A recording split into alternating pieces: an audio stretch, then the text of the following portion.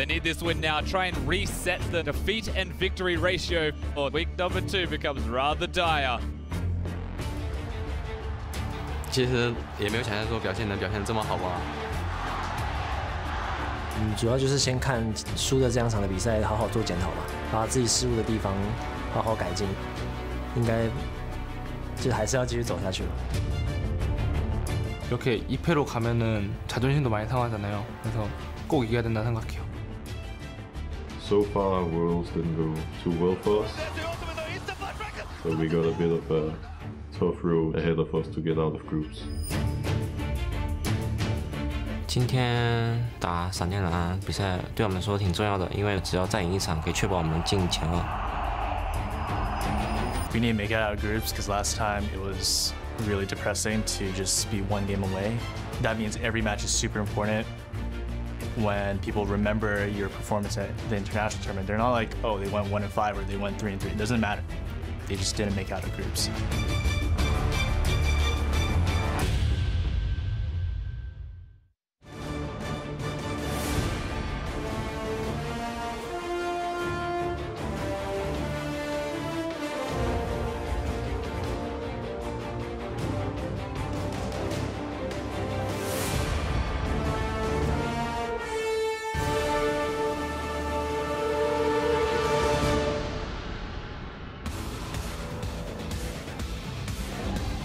Welcome, ladies and gentlemen, to the Wuhan Sports Center Gymnasium for more Worlds 2017.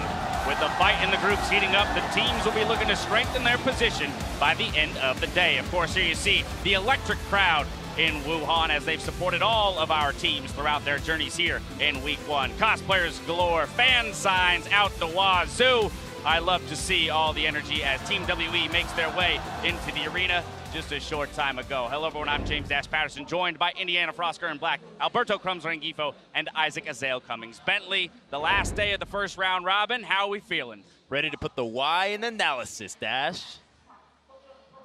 Yeah, that's about right. 3 out of 10. You got to give me at least I call it like I see passing it. Azael. I call it like I see Don't it. make It's me a solid relive my 3. college I think years. it's fair. I think it's fair. He's tough but fair. There it is. This year's Worlds is being broadcasted in 16 different languages, making this a truly international event. Here you see some of our friends from the Chinese broadcast team, along with the Brazilian casters from the CB LOL, with many more bringing the action to regions all over the world. And yesterday we saw the 3rd seed from the North American LCS Cloud9. They managed to take down EDG, which means that they are ahead in the race for 2nd place behind SKT in Group A. Over in Group C, Royal Never Give Up got an advantage by defeating Samsung Galaxy, while the NALCS champions at TSM top Group D with just 2 wins. Yeah, and you talk about race for 2nd. It almost feels like a race for 1st at this place. There was what, the last time that, or no, a team has never gotten out of groups when they started 0-3. So we thought this was going to be between C9 and EDG. It's almost the obituary for them. AHQ might have a chance right now, but C9 looked so dominant. At first, it looked like a meme that they could take a game from SKT, but the fact that they're coming in as the 3rd seed and have shown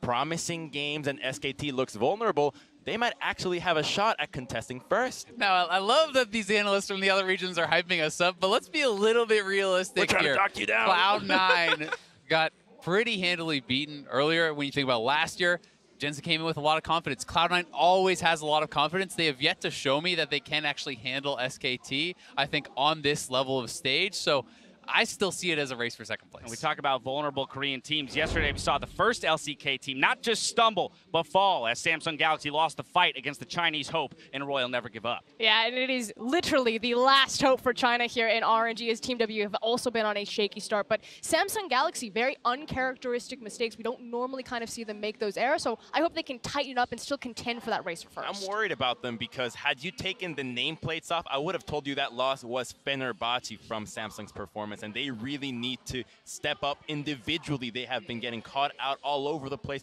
The team play that we expect to see them late game just isn't getting there, and so they need to just scratch what worked in Game 2, go ahead in Game 3 and we can bring contrast that with the performance of both the NA and EU teams yesterday, winning all of the games that they played. Yeah, and I'd say NA, you know, a lot of people are talking about a bounce back, but they lost to the Korean teams on day 1. That was expected. And I think that North America as a region has improved. We're seeing it here at Worlds, but they're not performing above expectation to me with maybe the exception of the C9 EDG match. You could perhaps argue there, but for the most part, NA is performing as expected, and they're performing very well. And well, you got something you want to throw in Well, there? I think that's because we've lowered the expectations for North America this year. Before I'm saying we lose to Korea, we beat everyone else. No, last year it was when all did about we say it was about beating Korea, Korea? and they could make it out, win the whole thing. They're going to be great, but this Who time in around, their right we're mind all last about, year was saying NA could win the whole Let me be thing? clear. I Cut his said mic, cut his maybe mic. TSM could get top 4. Right, Yeah, but now yeah. we're saying No let's analyst not on my hype desk. NA No because it analyst seems on like my the desk hype- was saying the NA was hype winning is it all last year. counterproductive to NA. Crumbs, I'm not having it. But I'm happy to have Azale on the desk today. And you want to know why? It's because of the Trundle pick. It's because we're seeing some inventive That's why. things come out here. Yeah, that's why. Yeah, And then I control. can leave. That's But it. before I leave, let's talk about Trundle. This is something that I've been expecting to see in the world's meta for a long time. And even before that, I've been talking about this for a long time. I feel like Trundle is such a good answer to these tanks. And when teams are just blind picking Cho'Gath, blind picking Maokai and Shen and these sorts of champions, not only is Trundle more than a match in the 1v1, it really lowers the effectiveness of these champions in the 5v5 because the ultimate is shredding them and creating a super tank out of Trundle. So I'm with you that Trundle's pretty great, but he has to be coupled in with a tank jungler. And right now I'm seeing the development of the meta in the jungle to favor more of the aggressive kind of style champions. The Graves that we saw from Contract, the Ezreal, the Rek'Sai. I think these picks are more influential now as we see teams be able to crank up the heat early game. And if you combo that with a Trundle, well, your comp just doesn't make that much sense. So I'm willing to see more of the carries from the jungle and less Ross, of give me your thoughts on this. Weigh in, weigh in. I understand what you're saying, but I keep feeling like you keep trying to jump on the group B, like the outliers. And the thing is majority of the tournament is still heavily dominated by a lot of the Sejuani, a lot of the Gragas's, a lot of these tank junglers. So I like Trundle. My question is he going to start to bleed out to the other regions? Because right now it's really only been the European teams that have picked it up. Right, and while we talk about the EU LCS, they did get off to a rough start in the group stage, but they look to prove themselves here in some very big matchups today. And here's the thing, it is such an important day for EU. They have TSM, they have Longzhu, they have RNG. These are very tough competition, but they need to find these upsets. They need to find their foot back in this race. So there's your look at the schedule for the day. Of course, first up is a clash between hometown favorites Team WE and the Flash Wolves, who look to strike back after losing their games yesterday. Yeah, Flash Wolves, Rift Rivals, these two ran into each other. It didn't end so well for the Flash Wolves nor for the LMS, so these teams do have experience facing each other across on the Rift. And for me, the Flash Wolves have been underwhelming because they are still the same team from last year that they just cannot seem to close no matter what they do early game. And up against the Misfits, they didn't even get a kill yesterday. That is quite discouraging when you're looking at a team that was supposed to be the #1 seed of an entire group. All right, so but where does the success of these teams hinge? Why is it that if we look at them on the outset, they might be struggling? Because, for example, Team WE, people were pitting them against TSM as perhaps topping the group when we're coming into the group stages. Yeah, that was 100% me, so I'll take the flame right there. Just at me on Twitter. No, a big issue that I really have for both these teams is actually in the support champion pool. So the fact that Janna and Lulu are so predominant on this tournament, Swordart and Bin/Zero, they're not Janna or Lulu players. These are playmaking supports. Swordart made his bread and butter on picks like Blitzcrank, like Thresh. And yes, he's having a more consistent performance with things like the Taric, but you can see it's especially in the LPL supports. We are really struggling to pick up more of these mage kind of defensive, disengaged Let me style. get Azale in here real quick. And while I will say that may be true, I think it just shows a lack of adaptation, a lack of diversity in their champion pools, because there's lots of people who have the same style of champions in their wheelhouse. When you look at Smoothie and Olay, out of NA, as well as many others, those guys were playing almost exclusively. Crumbs, I see you want to get in, but I can gotta translate what you're saying for those two teams and their supports. Get good. You got to have more supports. Well, there you have it. Get good, I guess, is the answer here on the analysis. Both teams here need a win, get an edge in their group. I want to get you guys on record. Tell me who's going to win this game and why, as you mentioned. I think this is super close, but I'm going to give it to Team WE. I just think that they've been a little bit more consistent. They had a cleaner game against Misfits. Yes, they fell down to TSM, but Flash Wolves has been stumbling in both of their appearances so far in terms of current form. I'm with Frost on WE, especially because Karsa has been so underwhelming from the Flash Wolves. I just feel like this team has shown no signs of being able to just hammer it home, take down the Nexus, and WE has shown that they can actually execute on it. See it specifically, they can close out a game, whereas the Flash Wolves have yet to do so, and it's more on lack of trust on the Flash Wolves as opposed to thinking that WE is just that much better. A 0-2 Flash Wolves still looking for their first win. Yeah. They're going to get it? I'm not ready to call it quits on Flash Wolves just yet. I think that Maple has been a standout still for the team. I think that his map-wide play has been very impressive, especially his use of TP. And when you look at how they actually matched up against TSM, I think that they put in a much better fight than WE did. And if they can put in that kind of performance, I think that they would win. All right, well, there you have it. Enough from us for now. It's time to send it over to Captain Flowers, Vedius, and Jet to get us into the action. Thank you very much, Dash. Good afternoon, everybody. I'm Clayton Captain Flowers Range here with the Welsh American Dream Team. We got Andrew Vedius Day and we got Joshua Jat Leesman here for the next few games. Gentlemen, are you ready for this? I'm so ready. We're finally reaching the end of the first round robin of the group stage for 3 of these groups. I can't wait to see everyone match up. Should be a fun time, and we're going to go ahead and look at the lineups to kick things off. On the blue side, it's Team WE with 957 in the top lane, Condi in the jungle, GA mid, Mystic bottom lane, Ben supporting, and Coach Home. And their opponents on the red side, it will be the Flash Wolves. And the top lane is MMD, their jungler Casa, the mid laner Maple, AD carry Betty, support Slaughter, and their coach Steak. Now, on the analyst desk, we heard a little bit of discussion about the Trundle pick specifically. Vedius, I want to ask you, because we were talking about this earlier, what do you think about this pick? Is this European exclusive? Are you guys on to something that the rest of us aren't, or will we see this go over into the other regions? I'm hoping that we start to see it move around the parts of Group D. I think that it can be a very potent pick, and it's interesting to see where it slots in the draft, because earlier on in the year, what we saw is this sort of Trinity force around supports, where if you lock in one, there's an answer to another and an answer to another. And I feel like that's starting to develop up in the top lane as well, especially with things like Trundle, Gnar, Camille, all being possible answers to things like the Maokai and the Cho'Gath that we're seeing prevalent up in the top lane. I do also find it interesting because when we have this game, it's 957 versus MMD, and neither of these teams like to play through their top lane that often. And when you do pick Trundle, you are, in a sense, kind of playing around that top lane. Trundle is a stat stick, so if you get him ahead, there's not too much you can do to outstat him on the other side. So I don't know if it'll be a huge priority in this game, but it could absolutely be a presence. Yeah, Ardent Sensor meta just hasn't felt too inclusive for having those big balls of stats roll over the enemy team from the top lane. It's much more about those bottom laners and who can make success happen from there. We've seen lots of team comps be built entirely around the carries with all the meatballs in the front lines, keeping them safe, and we'll have to see what the teams decide to do with that. I do wonder if Maple is going to be allowed to get his hands on that Corki. It's been a big pick for him during the regular season of the LMS, and we've seen so far during the group stages how much work he's been able to do on it. Always running the TP, always looking to try and punish his opponents whenever he sees an opportunity. Yeah, and I also want to see how these teams match up against each other. Flash Wolves has been this roller coaster of expectations where you're thinking they might be looking a little weak watching their games in the LMS, even though they're so dominant, but then you hear about how great they're doing in scrims beforehand.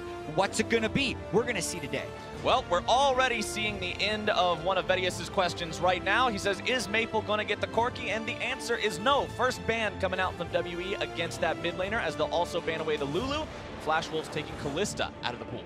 Yeah, and when you're banning Lulu this early, you are almost forcing a Janna ban. You might be saying that you actually prioritize this champion so highly, because I really do feel like Lulu and Janna are the best-in-class shielders for the sensor game that we are playing so far, and I'm curious to see if that gets first picked. Could also be Team WE eyeing towards the Turret. We have seen them brought it out before. We also see Samsung utilize it earlier on in the group stages, and I think that it's just a big comfort pick for the LPL team, and I think that it's very effective, or we've seen its effectiveness in a lot of these big team fights. Kog'Maw also going to be banned out by Flash Wolves. Now that's 280 carry bans for them, and Rakan banned out by WE.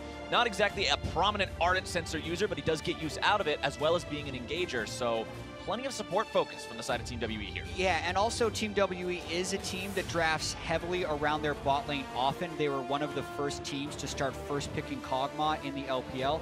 And with all of these support bans, it's not too surprising. And it becomes surprising if they don't prioritize the Janna here after them banning the other two big Ardent Sensor supports. Not surprising at all to see that locked in first and foremost. When you take out the Ardent Sensor users and there's only one left, the team who has it is going to have a serious edge coming up for the rest of the draft. I think this is fine as well when you look at champions like Jarvan that are still left up and available, especially when Janna can be that excellent reset. If he tries to dive in onto your backline, you have the ultimate disengage and you have plenty of peel on that kind of defensive support. All right, well, Flash Wolves locking in the Jarvan. It means they've got one more pick to go here in the first round. It's going to be Tristana going over their way. Very strong bottom laner. We've seen plenty of this leading up into Worlds. Now we're going to get to see it here in the hands of Benny. And you better pick that Tristana after banning the other three high-tier 80 carries, although it does leave up Twitch, if Mystic wants to go for that, but then the question will be whether or not that laning phase is too passive and gets steamrolled. All right, Team WE, now that they've got that Janna locked in, they were able to play their support game plan appropriately. Let's see how the rest of the comp is built around these guys. You've got the Galio, so plenty of protection so far from these first couple of picks. We saw what RNG did yesterday with the Jarvan Galio combo. They won't be able to get the full setup of it, but with Sejuani still up and available, you're already looking at what could be an extremely strong engage with a very reliable follow-up in the form of the Galio. Yeah, and a lot of these picks are denial picks. You're blocking the Jarvan Galio, you're blocking the Janna lane, and I feel like here, if WE doesn't lock in their AD carry, they just get 2 more bans towards that role to nerf Mystic, so to speak, who has been such a big part of their game plan all throughout Worlds. And that's why you're going to see him locking in that Twitch that we mentioned just a couple of moments ago. That one's going to be in the hands of Mystic this time around. Of course, you'll have Galio's Hero's Entrance to protect him, along with the Janna and everything else. And there's that Terra cover. We were also mentioning that just a couple of moments ago. We've seen some big performances out of this champion. We saw during play-in stage, even during the main group stage, and Flash Wolves pick it up. Yeah, not too hard to connect the dots here, just off of the ban phase, making sure that you're picking the role so it can't get starved further. I think that's why we see the Twitch and the Terra pick. We're now looking at things like the top and mid lane priority coming out from both these teams. Now, if you're the Flash Wolves, you do have the ability to flex the Jarvan to both top and in the jungle, so there's that element of surprise that they could still bring out. Remember that champions like the Sejuani still available, Gragas up and available too. And as I say that, Flash Wolves immediately go for it. You jinxed it, Vedius. Sejuani, the first ban of the second part of the bans here in this game. Let's see how Team WE wants to respond to that one. Do they want to focus similar big frontliners? Nope, they want to take Orianna out. Yeah, I think it's a little interesting that they're focusing mid lane bans rather than top lane bans, since very often the very first pick by red side after the second ban phase is that Cho'Gath or that Maokai. However, this is the team in Flash Wolves that did play up against the Trundle, and I wonder if they're going to be scared off of that early Cho'Gath pick, assuming the Team WE continues to ban mid laners. Yeah, they had a scary game against Misfits. Like they mentioned it on the desk, they didn't get a kill. That's something that doesn't just get washed out of your mind very easily, not something that you're going to quickly forget. So they've got to be ready to adapt to those kinds of situations here, especially with this being the last game for this team here in Week 1. If you lose this, you go 0-3 into Week 2, and that is a hard hand to be dealt. The logic here from Team WE could be that by banning away mid laners, they could be trying to force Flash Wolves into an early mid lane pick so that they can then try and get themselves the counter. Or they're basically saying, look, we're expecting you to first pick your top laner. We can then pick up what we think is the strongest mid laner left, and then you're running out of options. Well, if you want to talk about strong mid laners at Worlds, we've been seeing this guy get a lot of attention so far. Rise, the hover from Flash Wolves right now, but now they're switching back over to the Shen, and it looks like that will be the lock-in. Fascinating. So they only have the one jungle ban. They decide to still wait for the counter pick in the mid lane, because they obviously don't know exactly where that Galio is going to be going. Going to see the solo laner lock in as well as the jungle here for Team WE. Rumble there in the solo lane, so plenty of AP damage will be coming out of him. Yeah, and this is very close to the quintessential Galio composition where you have the Jarvan lock everyone in for the Galio ult and the Rumble ult, but they don't have the Jarvan to keep him in there, so this is a much more unreliable version of that combo. But they will still have the Gragas available. Another good jungler that we've seen quite a lot out of from different teams, and WE will have it this time around. A lot of reliance now is going to be on Condi to be the big initiator for a lot of these late game fights, because their mid game spike is decent with Rumble, but really they are going towards that mid to late game. What we got to remember is that the thing about Rumble is he often struggles against tanks in the late games. When you think about Cho'Gath, Maokai, his damage output is little to none, especially with the recent buffs that we had to Adaptive Helm. But unfortunately against Flash Wolves, they don't actually have that many super tanks. Flash Wolves, they're going to be a little bit creative with their mid lane option. I love Vladimir Tarek as a combo. You just ghost in, and there's nothing that guy can do about it, especially at Twitch. You can even pool to lower the chance of a Janna disengage as you're flying in there with Ghost. So I've seen this combo work a lot. It's just oftentimes you can't get the Vladimir through the early laning phase. Enter Galio, you probably can. So I think that's one of the things that Flash Wolves is doing, hovering that Rise and saying, wait a minute, if we get that Galio mid, we got something special. And remember, Maple, that's who the desk was talking about, the guy that even in the first couple Flash Wolves games that they lost, he was the one who looked like he was trying to carry everyone else on his back, that he was the one who might have had some glimmer of hope at finding wins there. If there's a guy you're expecting to come in the clutch and make this a win for this team, it's going to be him. I'm really excited to see what Maple can do on the Vladimir. I've seen a fair amount of Vladimir in Europe, played by a certain mid laner, but it's going to be exciting to see what it can do in the capable hands of Maple, who is a bit of a legend on the international stage. Yeah, and has not played Vladimir at all in the summer split, so definitely trying to bring us something a little bit new. Well, they'll definitely have their work cut out for them, as they do have to take down Team WE to get there. WE currently sitting at 1-1. Flash Wolves at 0-2. Flash Wolves wins here. These two are going to be tied up in the standings. WE wins here. Flash Wolves drop to that 0-3 that nobody really wants to find themselves in. We touched on it just a moment ago, but now we're loading into Summer's Rift for the first time today. The final day of group stage battle here for week 1. Let's see which one of these two can do it.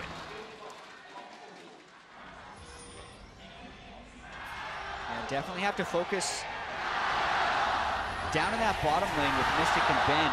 The Relic Shield Twitch start. You wonder if that is going to get bullied a little bit by the Tristana with Thorin's Blade. That's what Betty and Sword Art are trying to do to that bottom lane. Not wanting Twitch to come online, so to speak, with the most likely Hurricane and Ardent Sensor power spikes. I mean, Twitch is one of these AD carries that can really hyper carry a game, right? We've seen the damage output from this champion from other players like Bang and like Reckless. This is a guy who can decimate entire enemy lines, and when you've got an AD carry like Mystic, a guy you can rely on to be that big carry, WE's comfortable and confident putting him on that. In order to set Mystic up for success, my eyes are going to be on players like Condi and Jie. We did see in Condi's very first game of the group stages going up against Misfits. He was a big part of what enabled Mystic and Ben to get that big advantage down in the 2 versus 2, sending a lot of pressure there. But that was combined with the roams from Jie as well. And what better champion to find those roams on than a level 6 Galio that can quite happily look to try and dive you under your turret. And well, the big worry for WE in this team composition is where does the reliability come from? It's just Condi's Flash Engage, maybe Xie's Flash Engage, but he's mostly just going to be a delivery system off of Gragas' Body Slam. It is hard for them to force fights, and can they force fast enough to not get it turned around on them by a Terror Call? WE will walk their solo laners into the enemy jungle, steal away those small raptors with their combined AoE very quickly, actually. So they're not going to leave a lot of that extra experience there for Carson. I really like that play, actually. It messes up Carson's jungle a little bit and leaves the big one up. So that's a lot of experience they leave on the table, but doesn't hurt them that much in the grand scheme of things. And those are two champions that are incredibly good at that. Rumble and Galio, just one spell each, they clear the whole camp. It's going to force Carson with a slightly different early jungle path as well. You can see he's being forced now to clear his entire bottom side. He'll be able to get level 3 off of this, but then it will allow WE that information that, okay, Jarvan's probably going to be on the top, and that gives a little bit more freedom for Mystic and Ben to play as they like during the laning phase.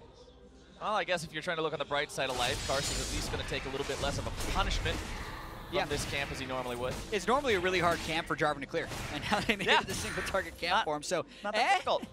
I like the idea for the solo laners, but against Jarvan, you did him a little bit of a favor. Yeah, I mean, you'd still like to have the extra gold, you'd like to have the experience, but again, you've got to find some sort of silver lining on the dark cloud of your camps being stolen away, and that'll be that for him. As GA pushes up here in the mid lane, Carson grabs his red buff, and I'll have to see what exactly he decides to do with that one. Just takes his blast cone over, starts up the Krugs. Yeah, he'll be doing a full clear, most likely recalling after that based on where his health pool will be after the Krugs. Not bad, actually. The more I think about it, I think Carson's pretty happy about not having to clear the small raptors. That camp is a pain for Jarvan. He still hits level 4 on his first clear, which he would have done regardless, and just misses out on the 60 gold from the little raptors. And now that we're looking at the bottom lane, I want to go ahead and talk a little bit about these two AD carries matching up against each other, because we already touched on Mystic and his ability to carry games and how he can be this hero for Team WE, but Betty has been doing good work for his team so far as well. You can see the KDA isn't quite as high, but for Betty, it's actually just a DA. It's a death to assist ratio, because he still does not have a kill. Well, he's looking to try and get that on the Tristana today. You can see that his laning phase is pretty even going up against Mystic, but the damage share is still a big part of where Flash Wolves are doing in these team fights. The problem is Flash Wolves have often struggled to close out games, and that's not Betty's fault. He's just the facilitator of the damage. It's about the rest of the team coming together to properly set Betty up to be that big hyper carrier. What eyes will be on him as he is playing this Tristana as the game progresses. Everything very even across all the lanes right now. You can see the farm in the top lane there, very slightly favoring 957. Mid lane and AD carries going just blow for blow in terms of their own farm as teleport used by GA to get back to mid lane after going back, doing a little bit of shopping. Wants to make sure that he does as much as he can to maintain control over this lane early on while that Vladimir is still building up strength. And now thinking about how Flash Wolves have played this group stages so far, we've seen relatively slow early games for the most part, apart from when they played up against TSM. And what Flash Wolves are doing a good job of was forcing a lot of plays, putting TSM in situations where they didn't really want to fight. Often it resulted in Svenskeren getting caught out and giving a lot of early kills over to Flash Wolves, which is what gave them that early lead, but then they struggled in the later game team fights. And the one big thing you have to praise Team WE for is their ability to fight, but then they never really got to show that against Misfits yesterday. So two of the things that we often praise these teams for, which is Flash Wolves' early game aggression with Karsa and WE's team fight, they've kind of been lacking so far in this group stage. Yeah, and you also have to ask yourself where that first big point of conflict is going to be. In a Galio Shen game, you're expecting it to probably be around the bottom side, unless Team WE do decide to target the Shen, which is a very real possibility. It's something MMD is going to have to watch out for. WE really does not want to allow Karsa to get this chicken camp this game. They'll steal that one away. This time, big one included. Karsa's only taking a couple of babies with him. This is good jungle control. You know, it's basically saying, you know what, we already want to have a little bit more pressure on the top side of the map, especially with Rumble perma pushing up there, and it gives them a bit of deep vision as well. So Team WE, they're going to feel pretty confident and just give that extra bit of safety to 957.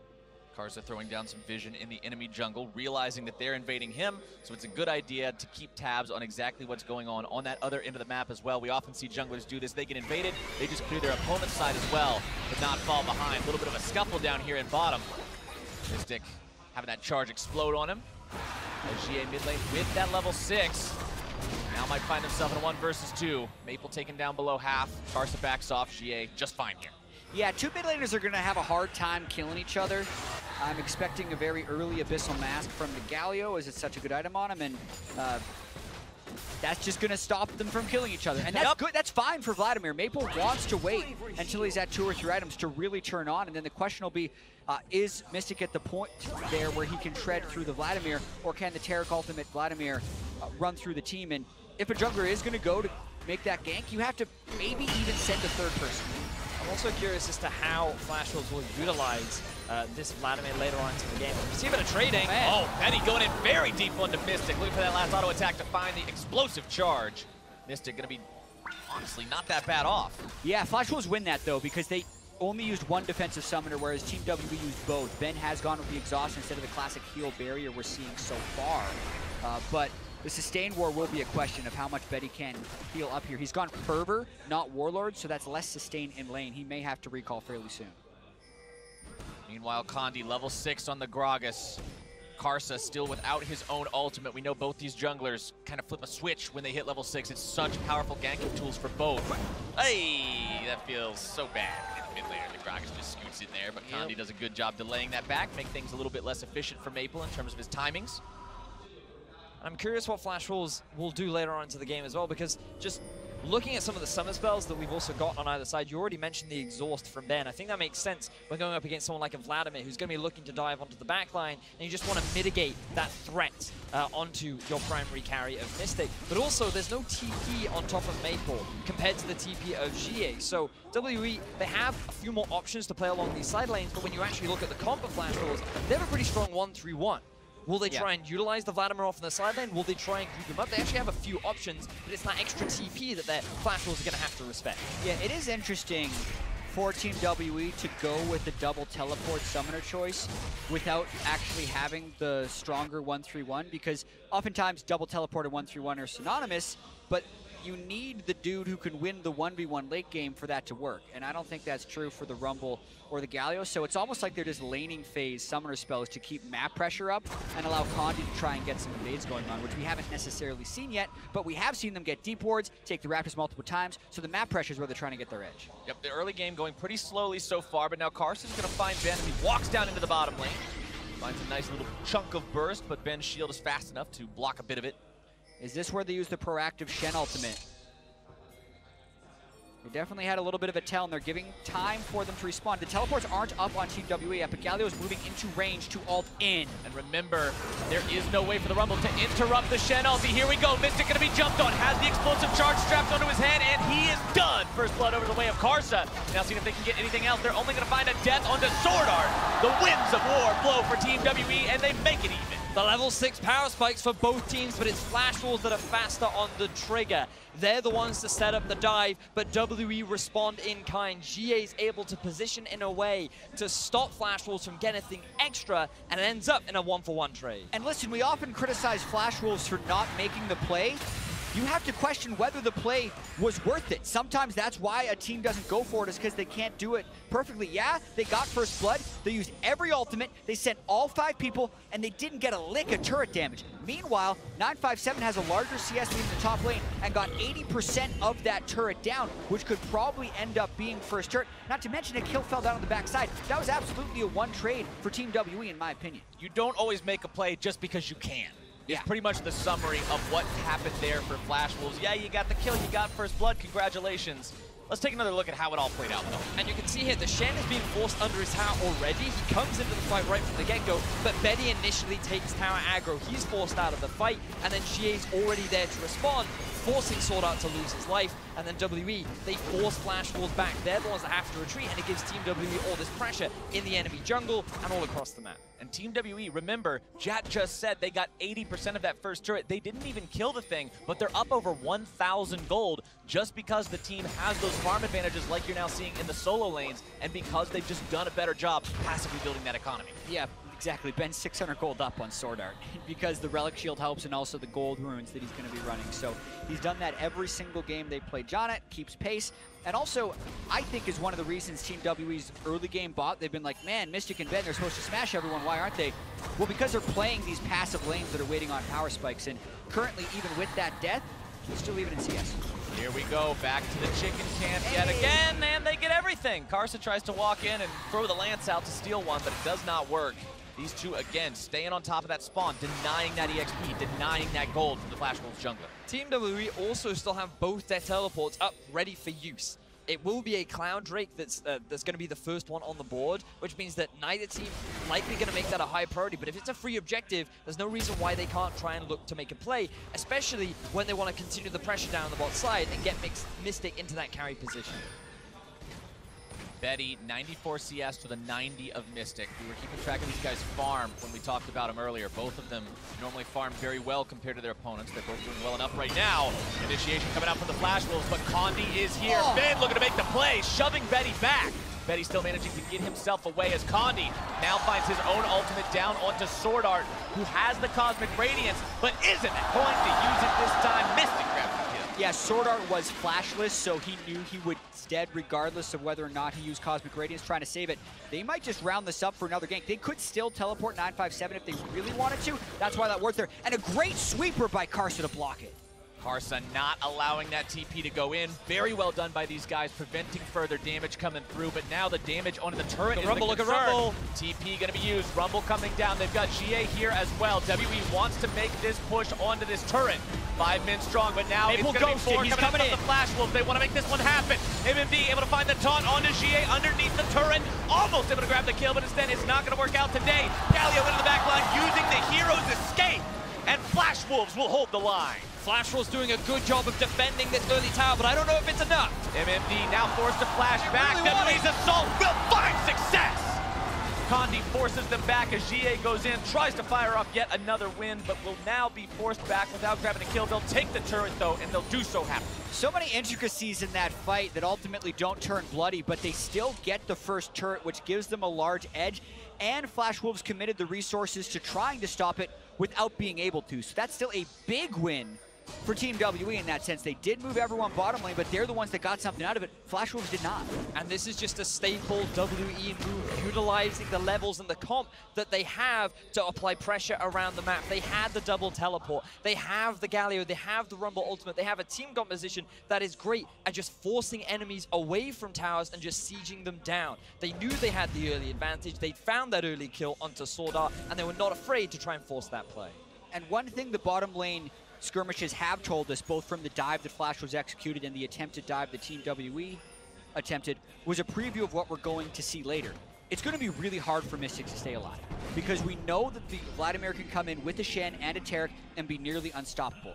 And we also know it's going to be pretty hard for Team WE to actually execute kills onto the Flash Wolves. They don't have that much engage, and these guys can run away with a lot of different tools. So that just makes it all the more important that Team WE is getting pressure on these turrets and objectives, because they need to make their gold lead overwhelmingly strong to push this game to victory. We are starting to see item power spikes coming across from multiple people. As WE trying to push further onto yet another tier 1 turret. Good denial there from Ben. Going to be stopping the Flash Wolves' attempted move on them.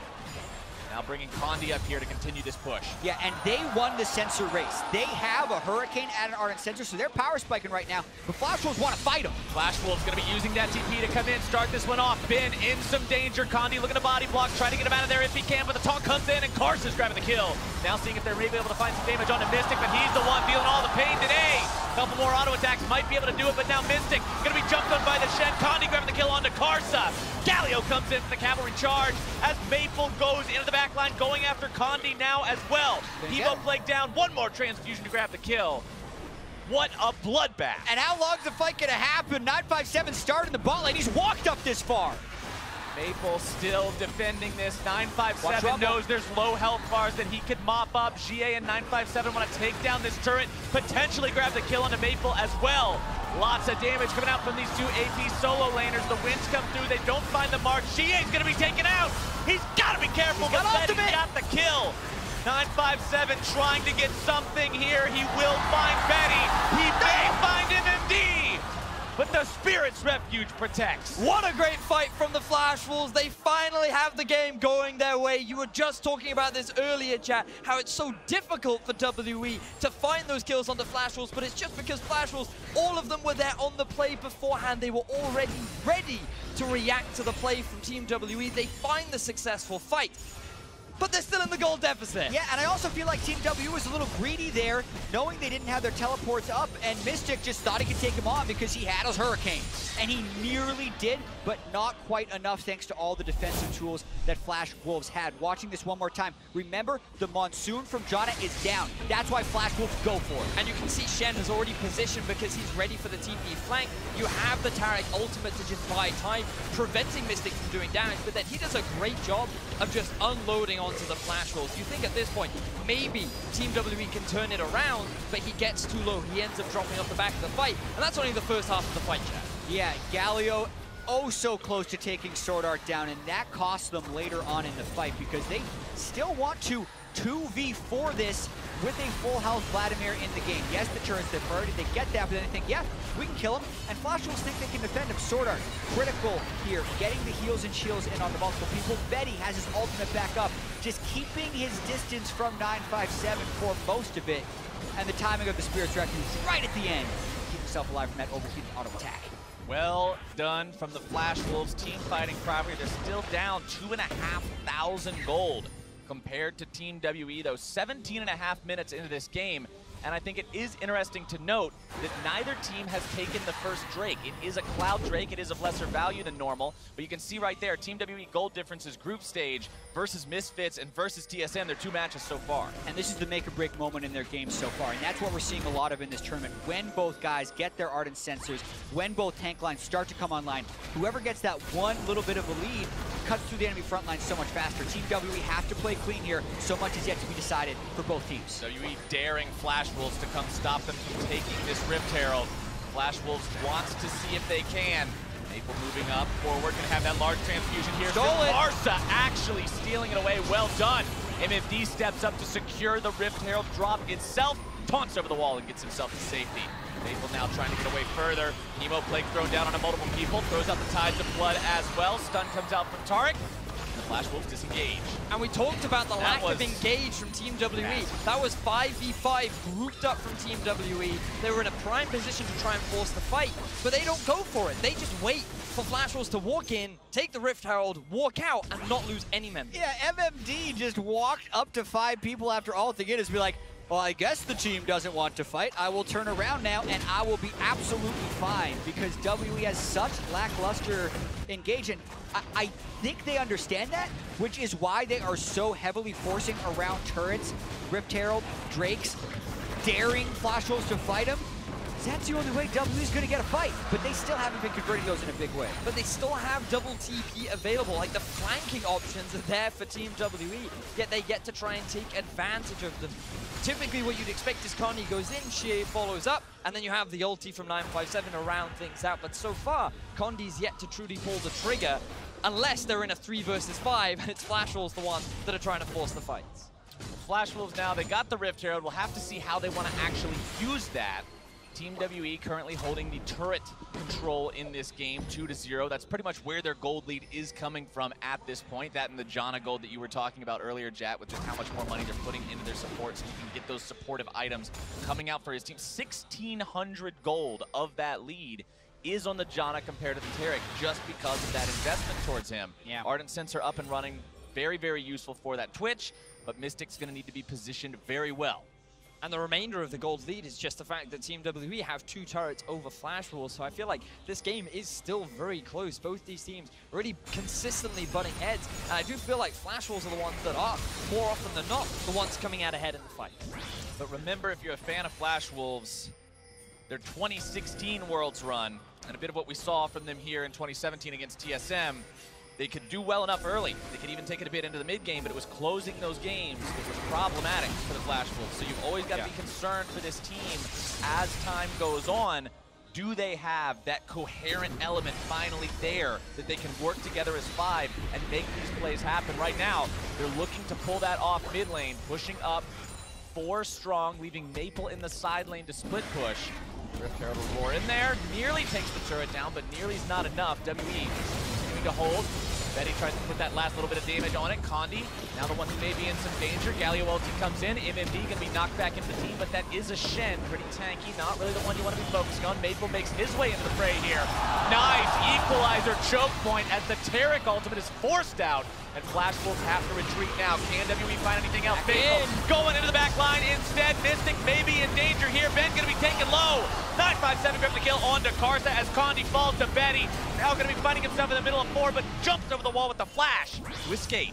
Such a clutch fight between both these teams. Team WE trying so desperately to force a fight, but they take too long. The Flash Wolves sort out ultimate, just mitigating all of the damage from the Rumble ulti, and that's when Maple goes in. He tries to start something for the Flash Wolves, but it actually ends only in a 1-for-1 and a trade for jungle. Yeah, both summoner spells used by Maple to get in onto Team WE, but when Mystic is just standing there with the Monsoon on him from the Janna and ripping off on the spray and pray, he's healing a lot, and they're not reducing it. So we're going to watch this fight one more time. You can see how difficult it is for Team WE to start a fight, because they want to. They see Vlad top lane, they think they can force a 5v4, but all right, we smacked the Shen into the team, don't really want to engage, and they're almost intentionally walking into dangerous places so that Flash Wolves will engage on them, is what it feels like. Karsa's over the wall, thinking about it, the Taric ultimate is down, but Maple finds it. And now WE right back on the turret game. Now WE saying, you took down our first turret, we're going to take down your first turret mid lane at least, seeing if they can push this one up. About 20% HP left on that. Team WE trying to build back up some of that objective lead. They will do so successfully. About 3,000 gold in their pockets ahead of Flash Wolves. And my eyes just keep darting towards Betty. So one of the unsung hero for Flash Wolves. Captain Flowers, we were talking a little bit about him earlier on, how this game was going to be very much about the 280 carries and also how well Maple would have an impact on these fights. But when you look across the scoreline, 3-1-3 for Betty, he's just slowly been stacking up kills. He's working towards his 3rd item. And as this game progresses, I feel like that Tristana is going to be a huge factor in allowing Flash Wolves to win these fights. I think it needs to be one of the main factors for them to win the game. But even with his damage percentage or his CS, they are sitting at 0-2 in this group, and it's because Betty hasn't been able to make those plays at the ends of the game. In the TSM matchup, it was Betty who got rocket jumped on while out of position, died, and lost the game. In the other game, it was the Jinx game where you just have to get that first kill to get the reset. The reset never came, and they got run over at the end of the game. So it's been a tough road for Betty. He's done a lot of good things, but in order to be the hero, you have to win. The bright side for Betty, he finally gets his first kill, though. We didn't mention that at the start of the day. It's a KDA now, boys. It is now, in fact, a KDA. So good job for Betty. But let's see as we track through this game, because Maple is the other big star that you do have to keep your eyes on. Note, they are moving him off into a side lane much more regularly now, and he doesn't seem to find any trouble getting involved in these fights. And Jat, you mentioned a little bit earlier about how now that the Ardent sensors are coming online and everything's sort of falling into place, these pieces are landing where they should. One big fight, one big momentum swing can determine the tempo for the rest of the game. And now that you're seeing those second items come online, you've got a Righteous Glory on your Galio, you've got a Zhonya's Hourglass on your Rumble. On the other side, Randuin's Omen completed on the Jarvan, while the Leandri's Torment for the Vlad. These are big purchases, big pickups that could really determine who wins these fights. Exactly, and so much of it comes down to how safe Mystic can be. He's got these insane damage percentages as far as the tournament is concerned, and he's the one roaming around actually going for MMD. MMD already had to use his flash here. Mystic looking to further chase this one down. Equalizer is enough, and Mystic grabs the kill for himself. Ooh, MMD, he overextends a little bit in the bottom lane. He's not expecting the Mystic roam, and this is the thing you've always got to be careful of when it comes to Twitch. We saw a great example of it from Reckless in their series versus Immortals, and we're seeing it once more. WWE now moving Mystic around the map and trying to find these picks. Now comes another one. Now that they found the pick, though, what can they do with it? What can they get from it? It's one thing to pick off the enemy side laner, have that extra gold in your pocket, but what do you get afterwards? And for WE, it looks like they're going to be trying to get some vision control around this top side, maybe make a play on the Maple. Continue to get vision around the objectives with which will be used to force fights in the mid and late game. They have so much anti-engage on this team with the Galio and the Janna.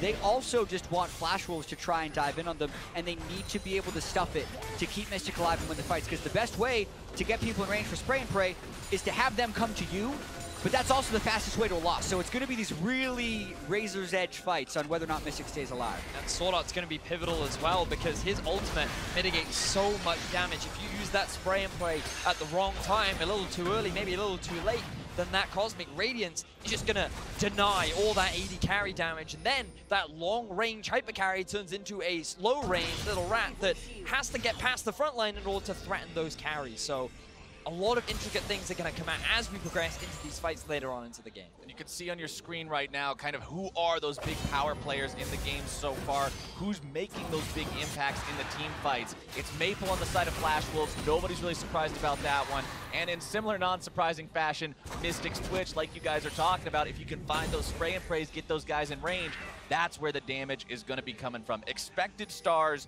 doing what we expected them to do, but so far we've got quite a close contest between these two teams. Still 3,500 gold apart. I've kind of been checking up on this gold lead as we've gone, and it's not shifted that much. Yeah. It's been a slightly WE favored game this entire time around, and it's stagnated there. And the 80 carries are pretty close in gold as well. Nearly 11,000 on Mystic and 10,500 on Betty. So those are the guys that this game is heavily about. All right, as we go further and further too, more and more of the game will be about Baron, about who can control it, who can maybe sneak it away. We don't know for sure. Flash Wolves, we saw them get a cheeky Rift Herald steal earlier as Mystic goes stealthy, finds a really nice hit on the Sword Art, but won't look for any more. Just looking across some of the itemization as well. Adaptive Helm, big picket for MMD, and that 1 versus 1 against 957, and there is a lot of magic damage coming out from Team WE as well. Also notice the Righteous Glory on top of GA. We talked about lack of engage. Well, having that extra bit of movement speed is definitely going to assist them, but if GA is off on a side lane, always trying to deal with Maple, how reliable is that Righteous Glory going to be in being able to start those fights? You also got to look at the teamfight effectiveness of this Shen. He's stacked Adaptive Helm with Mercury Treads to deal with the Rumble, but if he tries to go into a teamfight and isn't sitting in his Spirit's Refuge to block the auto attacks, Twitch is going to kill him before shots. For sure. Zero armor whatsoever on this guy. Closest thing he's got to armor is a Dorian's shield that'll knock 5 AD off every Twitch auto attack. Not the most, but now WE might be getting themselves into a scrap. Cask not on the mark. Betty with Stand United, looking to put some autos into GA, can't quite find it. Now WE looking to mount the counterattack. Equalizer comes down in the choke point. MMD in some trouble here. Cosmic Radiance has to save him. I feel like Wolves both walk away. That Cosmic Radiance was far too early from Sword Art. The Equalizer had no threat to be followed up on. Condi had already expended Body Slam. And if Flash Wolves wants to win this, they need to coordinate Cosmic Radiance with Vladimir's initiation. They don't have Cosmic Radiance anymore. Here we go, taunt down onto the Shen. Mystic still has spray and pray, and now it's time to open up. Rat-a-tat-tat! Watch them all go down. Mystic now gonna be jumped on by MMD. They both fall, but it's a 3-for-1. Massive team fight for Team WE. I was concerned because their main engaging Condi had fell apart, but they used the Fog of War to take advantage of Flash Wolves, who got a little bit too close. They took the bait, and WE, they immediately go for the punish. Yeah, gonna be a little bit of a slow Baron, but they got enough with Rumble, Galio, and the Gragas getting some percent health damage into that. This could be the fight that breaks the game open. WE now getting the Baron. This is going to feel great for these guys. It's going to give them so much ability to push and control the map and further build this lead. You can see just by the current state of the turrets, they were able to break the outer ring, but they couldn't find anything else beyond that. Baron is the perfect way to fix that. And this is the Fog of War we were talking about, Carson. He just wants to check it with his with his E, but he ends up getting caught out of position. GA with the flash taunt. Now one of the frontliners is down, and that allows Mystic to open up. He gets knocked back by Betty, making it even harder for Maple to dive onto the backline. And even though Mystic still loses his life, the damage was already done. Flash Wolves had fallen apart, and it ended in a 4-for-1 going in the favor of WE. And we also have to remember that the Cosmic Radiance was burned by the Equalizer. Imagine that fight if Maple and Betty can dive in and have 2.5 seconds of invulnerability to kill Mystic, and then all they got to deal with is a Rumble and a bunch of tanks. So could still be different. This goal lead puts WE in a good position. Still just want to see better usage out of Sword Art's ultimate. Forcing Maple back like that is a good sign for these guys. Going to give them the opportunity to continue pushing up, moving through the jungle. Notice how they're laying down the vision as they go as well. Damage dealt to champions in the last team fight, nearly 5,400 from Mystic's Twitch. Any two people you put together on Flash Wolves don't even equal that. GA dashing himself forward with the Justice Punch to zone away into defenders as WE breaks down the mid lane. Tier 2 continues the push, 4 men strong, up into the base of the Flash Wolves. And they should continue to force this. They are stronger in the 5v5. The Ghost is down on Maple as well, so just keep walking up to turrets, push Galio forward, and dare Flash Wolves to fight you. That was your tank, by the way, if you're Flash Wolves and walk up to that wall and he gets auto-attacked for 2 seconds. He's got a one mail now, though, Flowers. He should be able to mitigate a little bit of the 4-item Twitch down on the end. Warden's Mail up against Infinity Edge, Runeance Hurricane, Static Shiv, and some other bits and pieces. Now, can WE actually break this base open? Time will tell, and it's going to tell right now. Cosmic Radiance comes down, but it's not doing a lot. They're not taking any damage, but the Cast finds Karsa. The Equalizer brought down into the back line, zoning Betty away. Maple still looking, but not finding, as WE will force their way into the base, seeing if they can find any more Flash Wolf lives. The answer is yes. 3 are down, and it's a double kill for the top laner. That's gonna do it, Flowers. Mystic would not die as Flash Wolves tried to dive, and not a coordinated play by Flash Wolves in that dive, but WE in full control, go for the Nexus. MMD's gone, Betty's gone. Flash Wolves' chances of a win in week number 1 are gone, and WE will find their victory. The crowd is in elation as the LPL representatives, WE, get themselves such a solid win against the Flash Wolves. Such fantastic team fighting towards the later game. Good early objective control. We talked about how around the 18 minutes is where this team really kind of swings or swims. They find that great play. They found it. Initially, it kind of looked like disaster up in the top lane. They looked like they lost the fight, but they were still getting those turrets. They were still holding onto that gold lead, and they just continued to win fight after fight against the Flash Wolves. And this puts Team WE in a very good position in this group. It moves them to 2-1 with their only loss coming at the hands of TSM. And looking at Flash Wolves, their situation just became incredibly dire, moving to 0-3. And since this format was adopted in 2014, no 0-3 teams have advanced to the quarterfinals after the first week. You've got to seriously be concerned if you're Flash Wolves right now. How do you fix this going into week 2? But for Team WE, what a way to end week number 1. They make a statement with this game. They end it 12,000 gold up. Even though they played very slowly early on, they weren't engaging a lot, they weren't pulling that trigger. As soon as you gave them the opportunity, they ended the game immediately. And that is the statement we're talking about. To me, one of the big things is giving Galio away over to one of the LPL teams because they're just so good at utilizing his ultimate at just the right times. The way they use him in team fights just seems to be so impactful. And Shie, he was just having a fantastic game overall. Yeah, and also just walking forward when they're around objectives to buy space. I don't think it was a problem of decisiveness. I thought Team W was insanely decisive this game. They just didn't actually have that many tools to make fights happen, so they were so decisive, they made it happen.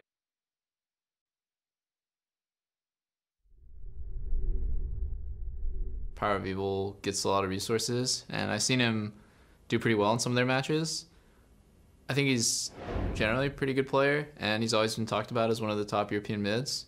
So yeah, I think we have to keep an eye on mid for sure. And their bot lane, I think Ignar is a really good playmaker. He was actually supposed to be our support on TSM, but Biofrost beat him out in the tryout. So I know his playstyle a little bit since I scrimmed with him in Korea. And he's a really aggressive, really good roaming player. I think he's really good playing hook champions. And yeah, Misfits overall, I think with those two strengths in mind, we should be able to play smart against them. Just play well around mid and support, and we'll be fine. Welcome back for our next match of the day. It's another clash between EU and NA with the number. Let's toss things back to Dash and the analysts. Thank you very much, Captain Flowers. RNG, perhaps not the only hope for the LPL as WE dismantles Flash Wolves there at the end of the game with a couple solid team fights. But let's talk about how they crafted this victory. Of course, indexing heavily on the Twitch as well as the Rumble for their DPS. Okay, I'm going to say this. Yes, they won the game, but looking at this draft, I am not a fan of what Team WE put together. Okay. Here. I really dislike the Rumble pick. I would have preferred more of those hard engage options that the casters were talking about. For the North American LCS champions, it's been a good start so far as they find themselves at the top of Group D with 2 straight wins. Let's start with a look at their opponents, Misfits Gaming. Taking a look at the lineups. It's Alfari in the top lane, Maxlor in the jungle, Power of Evil mid, Hansama, AD carry, support Ignar, and Coach Hussein. Meanwhile, on the other side of the rift, we have TSM in the top lane, Honsa, their jungler Svenskeren, mid lane Bjergsen, AD carry Doublelift, support Biofrost, and Coach Hart.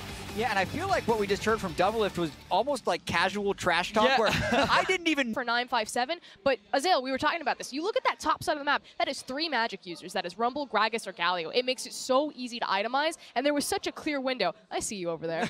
Hold on. There was such a clear window for Jarvan to just say, Rumble's going to be pushed up top. I do physical damage. You do magic damage? Let's just gank him over and over and over again. But I actually thought this comp was straight up genius from WE in this specific All right, I like it. Why? Here is why, okay? Look at the Flash Wolves and the way that they have played so far. They have been playing strong early game and failed to close out late. This composition, you've got... And he's like, yeah, he tried out, but, you know, our support was better. Our guy beat him. No big deal. Man, big reveal. Anyway, I think the big thing for TSM here is to take down the final team in Group D. They had a very close game against Flash Wolves, which when retrospectively looking at it becomes less and less impressive because Flash Wolves is 0-3, and they need to make sure they're staying consistent in the mid-late game. And it's going to be exciting to watch Bjergsen go up against Power of Evil. Power of Evil said many a times he's tried multiple times to try and get to the World Championship. He's finally here. One of the big opponents he's now going to have to fight his way through is the legendary Bjergsen, arguably one of, if not the best Western player that we have. Now, it's really interesting, especially with the invade onto the Raptor camp. Jarvan's path is already routed, and then you can capitalize on the mistakes that the Flash Wolves are going to make early, and you guarantee yourself a scaling Twitch that has the Janna, the Gal, it's got everything. Will this composition work against anybody else? No. But specifically against this faltering Flash Wolves, I thought it was great. And in a sense, we saw that in our very first replay, 9 minutes in. Flash Wolves attempt a turret dive bot lane. Yes, they'll trade 1-for-1 at the end of the day, but the advantages given over to WE are massive. One of my issues with this is how telegraphed it was. We all had between ourselves as casters and analysts. The group of life, as it's been dubbed. So many teams, every team in there happy to say, oh yeah, I'm glad we got put in that group. That's the No Koreans group. This is a great group to be placed into.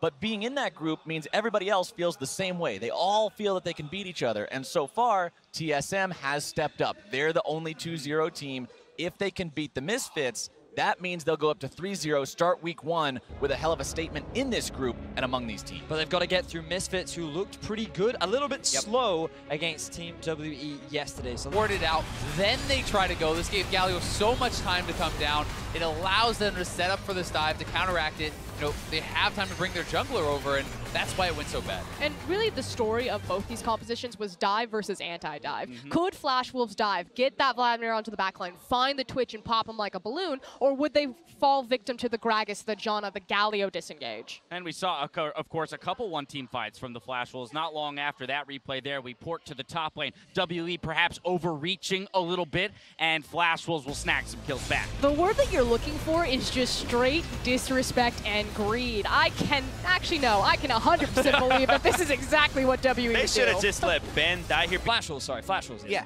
and Misfits had a deathless game against that team.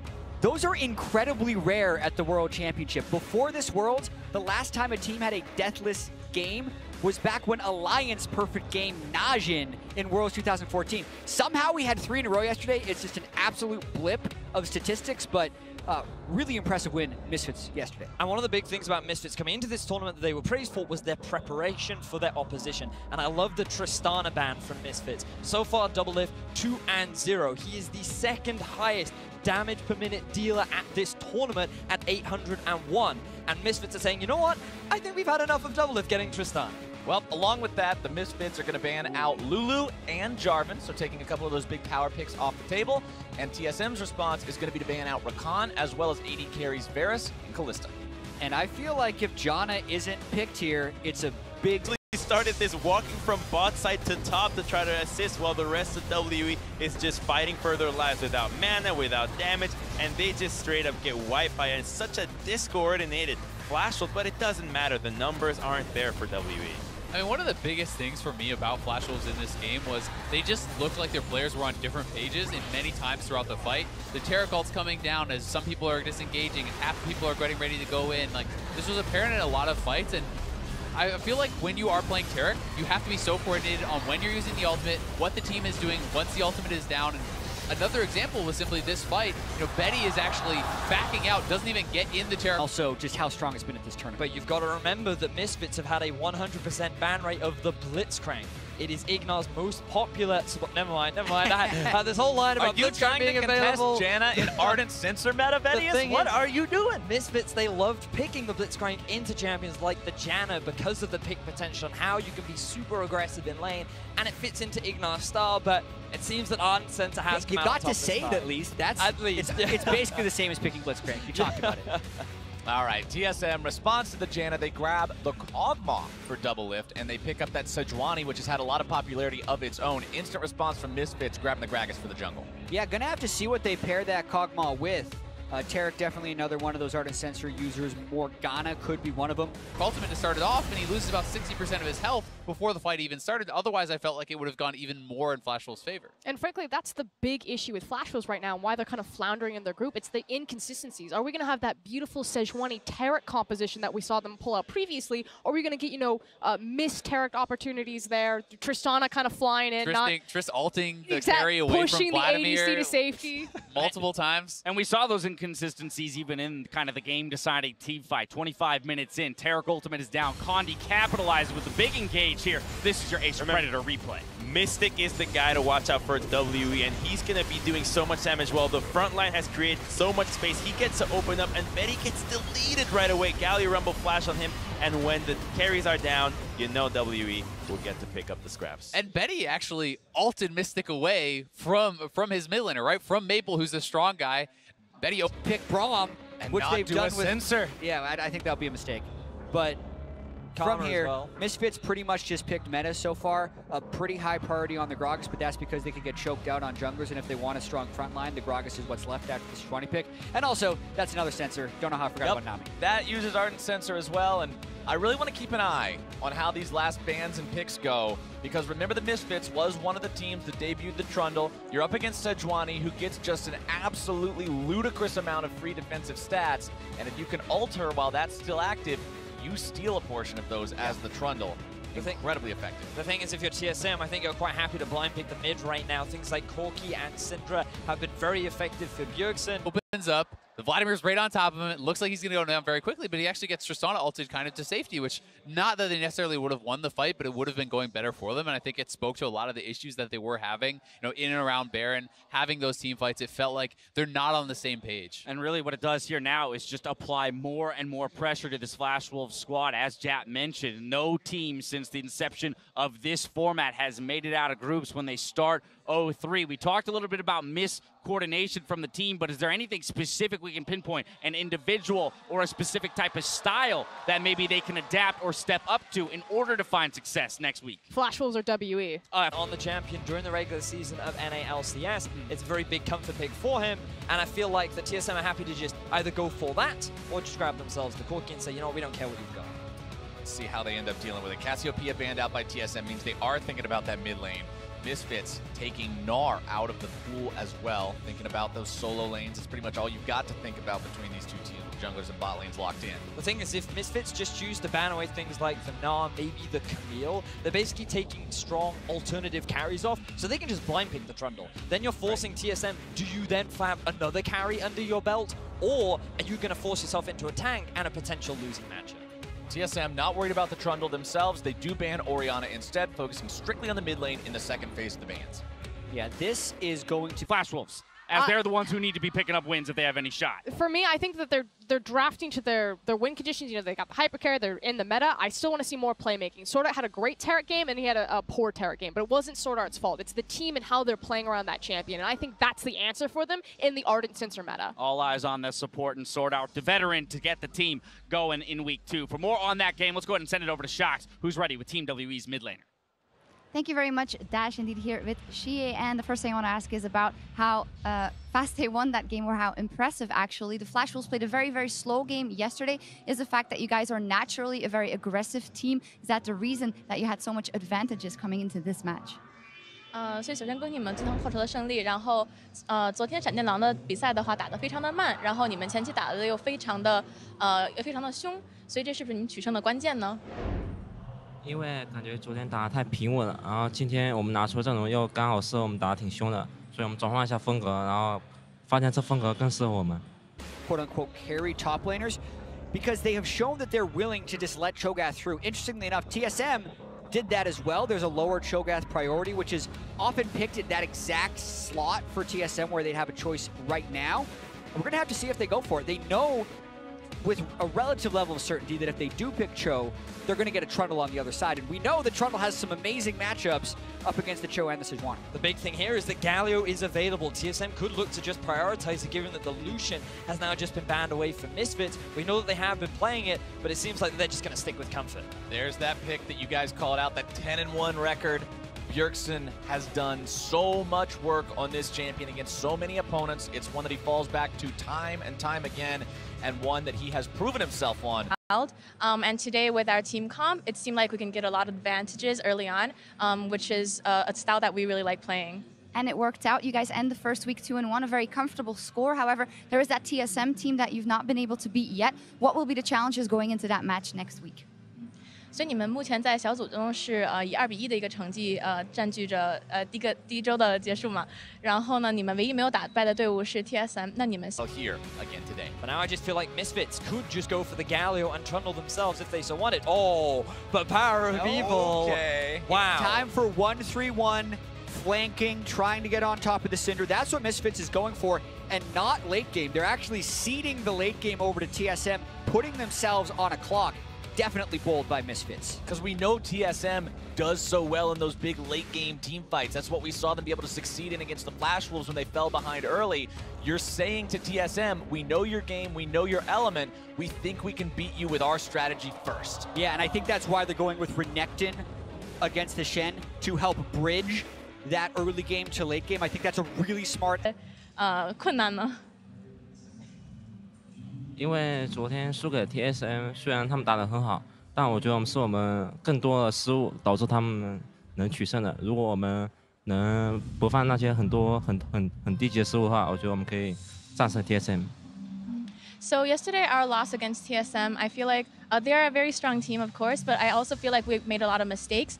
So going into second week, if we can minimize our mistakes, I think we can definitely beat them.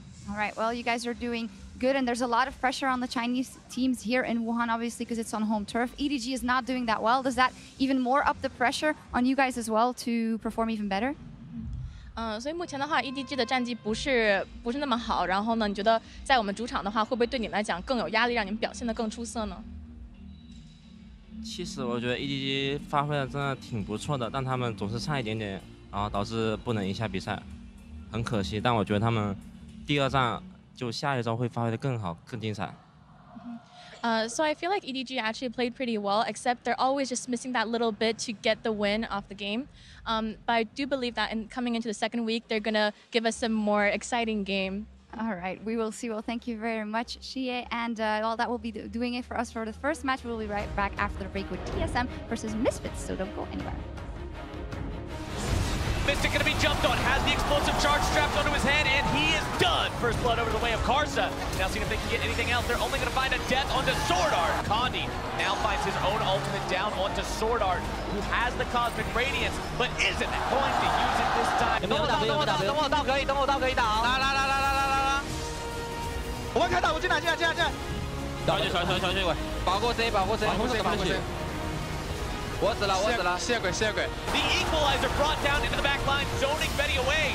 Maple still looking, but not finding, as WE will force their way into the base, and WE will find their victory.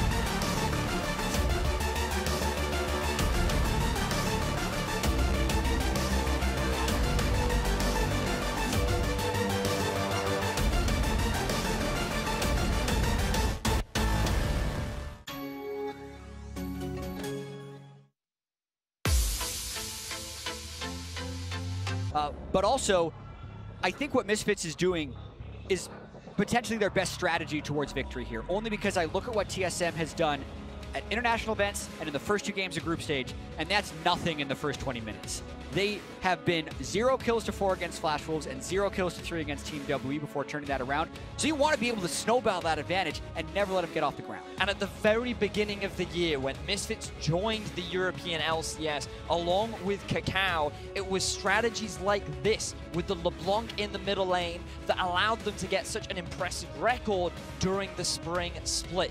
It was because Power of Evil, with his pressure in the mid and his ability to roam, specifically down to the bottom lane, that they were able to get so many of their wins. And now they're going to throw back to that strategy and look to make early plays down the bottom side of the map. And when we heard from Doublelift, who was he talking about? He was talking about the mid laner, he was talking about the support player. He said we need to keep eyes on mid, which is exactly in line with what you'll have to do against Power of Evil with this LeBlanc. With those picks, LeBlanc versus Syndra, eyes are going to be on mid.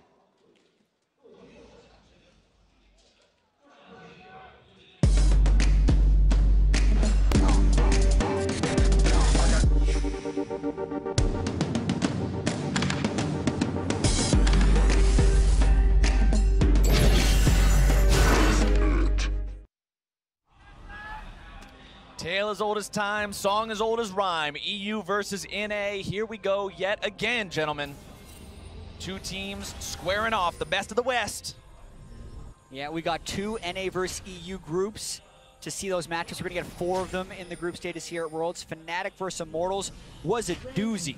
Yeah, to say the least. Between the 2 of them, we'll see if this one can deliver in the same way. And we talked a lot about it yesterday, but for Misfits, this is their first time at an international event. A lot of rookies on the team, and to go up against TSM, I had the opportunity to chat with them. They're excited. They love this opportunity. TSM is such a fabled name within the entire League of Legends universe that it's chanted everywhere. No matter where you go, you'll always hear even in playing stage when there wasn't TSM. Exactly. Chant TSM. And all Maxler wants to do is shut those chants up. He wants to be the guy to take down TSM and make a name for himself across the world. Maxler absolutely willing to engage in that banter as well, talking about how they can beat TSM tomorrow faster after they're able to pick up that win against Flash Wolves. And Power of Evil has beaten TSM before, speaking of taking down the brand in stunning fashion several years ago at IEM.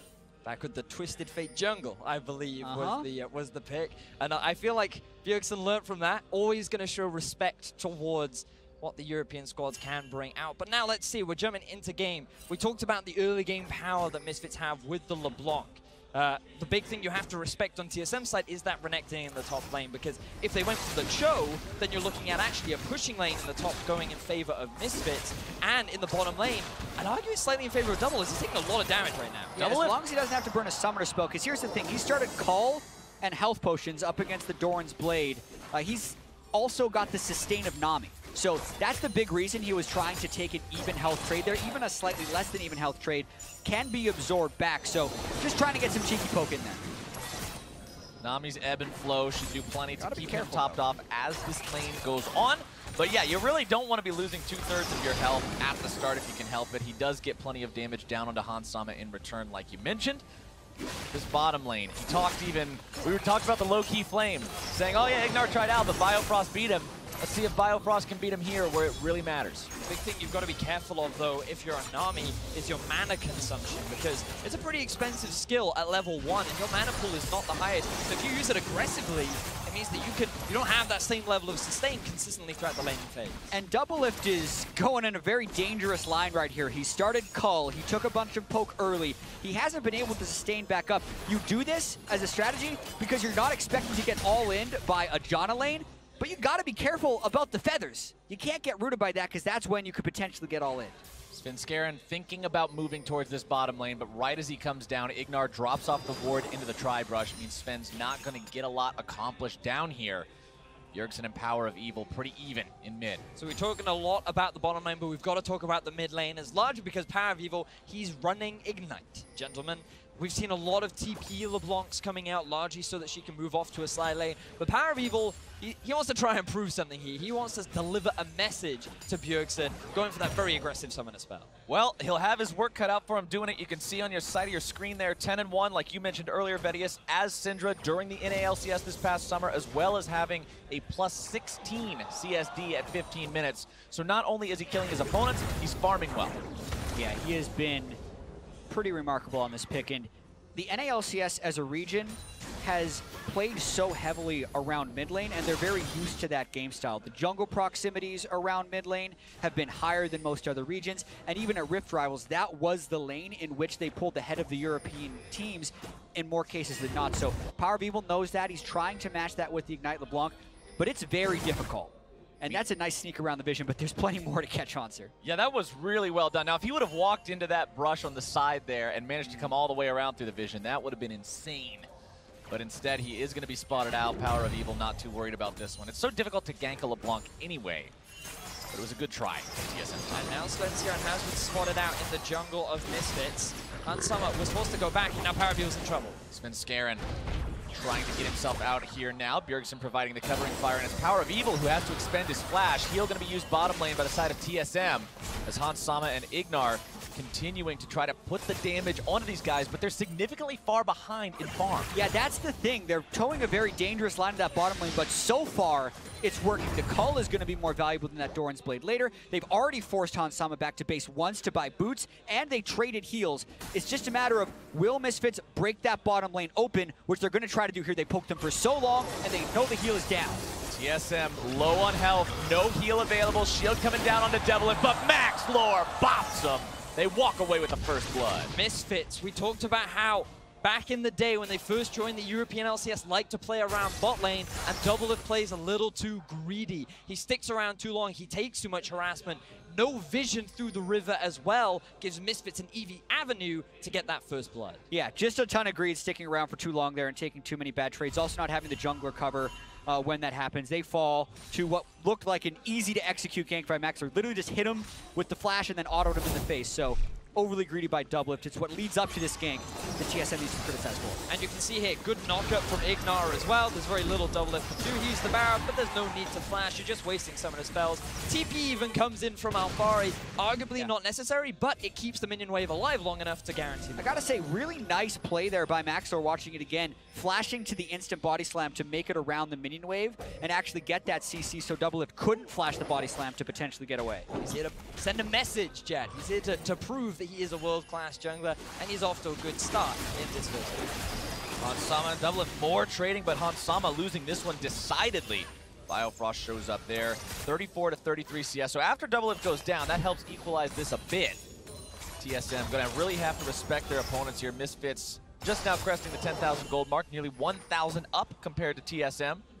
Yeah, and this is what we talked about at the end of the draft phase. Misfits drafting early game, because that is also where TSM has been pretty weak at this year's World Championship. They've now been first blooded in all 3 games. Bubble not finding its way onto Hansama there. Bjergsen responding to Power of Evil, jumping forward by throwing the ultimate back at him. That Unleashed Power will take off about 2/3 of his health. Power of Evil with the Corrupting Potion, but it's out of charges, so it'll be hard to recover as Hansama needs a lot of damage here in the bottom lane yet again. Doublelift runs out of Bio Arcane Barrage time right as Hans walks up. And look at the mana on Biofrost. It's going to be harder for him to continue that kind of level of trading as Hansama and Ignar continue the push. Also keep your eyes on the vision towards the bottom lane. Alfari is now level 6. He's gone for a very early Bramble Vest to make the laning phase a little bit easier, but he's actually ahead of Hansa in terms of the 1v1. Yeah, could be coming. Nice dodge. Maxlor trying to knock Svenskeren back. Sven is low. He's going to be taken down here. Svenskeren popped by Power of Evil. TSM, they try to go for an early skirmish in the river, and they get very quickly punished by that of Misfits. Yeah, you have to respect the Shen when it's level 6. Making those invades becomes more and more dangerous. Invading without a flash, he wanted the vision, shouldn't have incurred the risk. And now Maxlor, he's on his way bot as well. Here you we can go. see Hansama and Ignar already a big trade. Oh, TSM's gonna fall into the same trap twice. Maxlor coming down, moving around, and Hansama takes the kill on the Doublelift. Here comes Power of Evil. gonna be taken down next. Yup, 4-0 for Misfits. Such a classic Misfits play. We haven't seen this from them in so long, but it feels like only yesterday that they're able to pull this one off. 4-0 in favor of Misfits, and they're off to a fantastic start. Exactly, you gotta credit that bottom lane for getting the poke low enough for those dives to work. Doublelift has less than 100 health for a lot of those dives when they're coming through. They're playing that bottom lane. Too greedy, getting poked too hard. Hansama and Ignar doing a great job to set up these dives. So let's take another look. This is the play that we saw earlier on. Maxlor, he has vision of this, and Sven goes in. Remember, he has no flash. Yesterday, TSM, they respected the Shen from Team WE perfectly, but today they do not.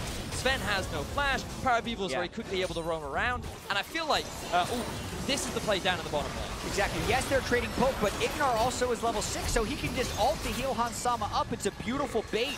Barrier plus ultimate. Don't even use the summer spell here. And then Maxlor doesn't even touch Doublelift, doesn't want to take another kill. Power of Evil comes in as well on the end. The kill distribution very strong at the end as well. I really like watching Maxlor wait for those 2 caster autos to hit the Cogmaw, making sure maybe those will get the kill, maybe they won't, but he wanted to give that kill over if at all possible. It works out for him. Yeah, and watching the very start of that sequence again, the fact that Svenskeren moved forward onto a level 6 Gragas when he himself was level 5 and the Shen was in a game is just strictly over-aggression. And we've seen mistakes in the early game in every single TSM game so far, specifically from Svenskeren. He's been caught out, he's been killed for free. It's one area where this team needs to shore up that weakness. Yeah, but what we haven't seen yet in the group stage is mistakes from Doublelift in the early game as well. So when you're adding them together, the deficit could be too large to overcome. And this is going to give a very early Infernal Drake over to Misfits. We talked about how it was crucial for them to get this early lead. Would this group of rookies be able to do it against the powerhouse that is TSM? And so far, they've identified the weakness of TSM, and they've been able to successfully get this early advantage. We talk about TSM playing late. We talk about him being good at team fights. Well, one way to deal with that a bit is to get yourself an Infernal Drake. Have some more late game team fight damage. As Bjergsen moves himself topside, looking to maybe make a play onto Alfari here, but Alfari knows something's up. His spidey sense is tingling. He feels a roam coming on. Good communication there from Misfits to recognize Bjergsen was gone. It will result in a lot of chip damage going down onto this top tower, but this is kind of what you expect in the matchup. The fact that Alfari is at this deficit, but has still been able to contribute to the bottom lane of Misfits, is still a positive net for gain for Misfits. And we got to track 2 things that are both working towards the same goal. Misfits' ability to snowball and TSM's ability to equalize and bridge towards that late game, because the LeBlanc Shen falls off in a big way when the Kog'Maw can get some magic resist and the rest of the TSM team can scale up. So it's on Misfits to push the tempo in this game. And the one thing you can definitely praise Misfits for during their regular season is that they've been in these kind of deficits. They're used to playing, I wouldn't say used to playing from behind, but they know how to play from behind. This is not uncommon for them. You see a bit of trading down the bottom lane. Sama going to be taking some auto attacks yet again. Bubble finds him though, that's going to be big. There's your tidal wave, Stand United comes in. The Shen ultimate coming in clutch to keep that 80 carry alive. Big mistake there from Hansama, which Double Lift is very quick to punish him on. That's going to force the ultimate out from Alfari, and now the playmaking potential of Misfits going to be heavily mitigated for the next few minutes. And I'm very surprised that Misfits used the Janna ultimate, the Shen ultimate, before just the Xayah using the ultimate to go untargetable and walk backwards. That would have potentially been a much easier way out because the Nami Kog'Maw all-in isn't necessarily that scary, but they also now have Sejuani. Knowing they've burned those ultimates down, it might go for it. Let's see if Svenskeren can find something here. The ward Not goes over the wall. by that. He's not spotted by it. The control ward's going to go ahead and silence it. Hanser, meanwhile, top side, putting plenty of damage into that turret. Gets turret first blood for the side of TSM, which takes the gold back to very close to even. Maxlor throws a ward down to see if Svenskeren's hanging around this area. Does find him out.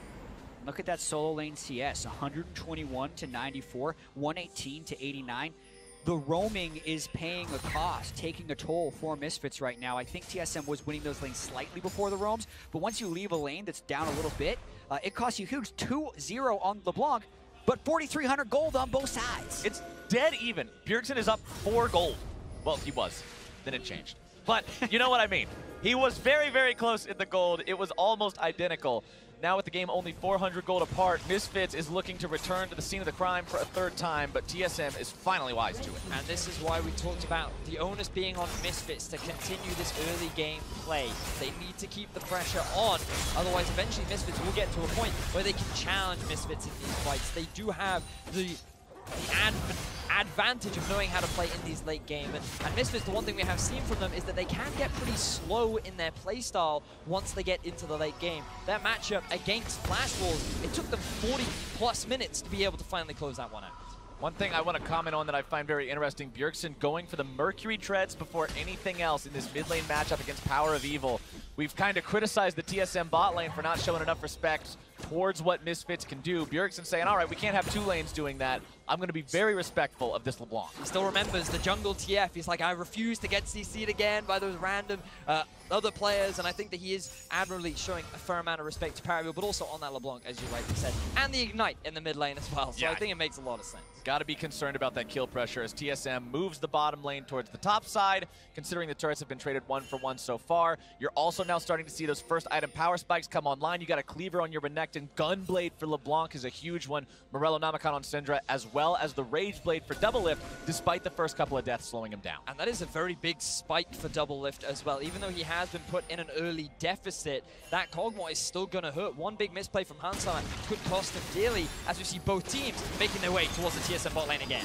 Who's going to strike first? Misfits wanted to find this setup yet again, but TSM sending Svenskeren up here, thinking about what's happened so far, smelling something funny here again. Yeah, TSM much more prepared for that one.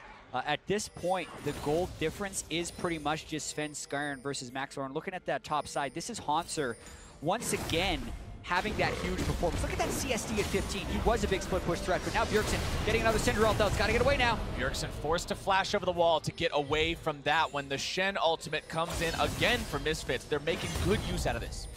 They're going towards Rift Herald as well, knowing they have Bjergsen's flash and ultimate down. Seems like a pretty safe play that could maybe break open the base a little bit. Well, Misfits working on that Rift Herald. TSM doesn't really seem too keen on stopping them, so this should go away pretty much free. One more hit onto Shelly's eyeball, and there we go. And you can see on the bottom of your screen there, Misfits in their win versus Flash Wolves. Even though they were ahead the entirety of the game, they never gave up a kill. They didn't control these lesser objectives in Dragons and Rift Heralds. But this game, they've got the 1 Dragon so far, they've got the 1 Rift Herald so far. They're making up for that. This is a very common trend that we do see from many European teams in terms of their low priority on objectives like the Dragon. That changes a little bit when an Infernal's on the board, but aside from that, they're more focused on trying to get these towers. But Misfits, even though when they had the lead, they did not prioritize it. This time around, they are the ones with the early game pressure. They're the ones that have the lane advantages, and so they're utilizing that to get these early objectives where they can. And I do wonder if we're going to see a priority around this Infernal Drake. You can see Bjergsen's hoping to go on posture a little bit. Power of Evil snuck into this brush. This is a very good sneak. Bjergsen doesn't have his flash. Remember, he had to use it last time, and now he's going to be jumped on the damage coming through, but Biofrost keeps him alive! Somehow! Bjergsen walks away! Fantastic play from Bjergsen. This is why he's known as a legend, getting an amazing outplay, getting 2 kills onto the 2 members of Misfits, and now their eyes are on the Dragon. That is such a huge breaking point in this.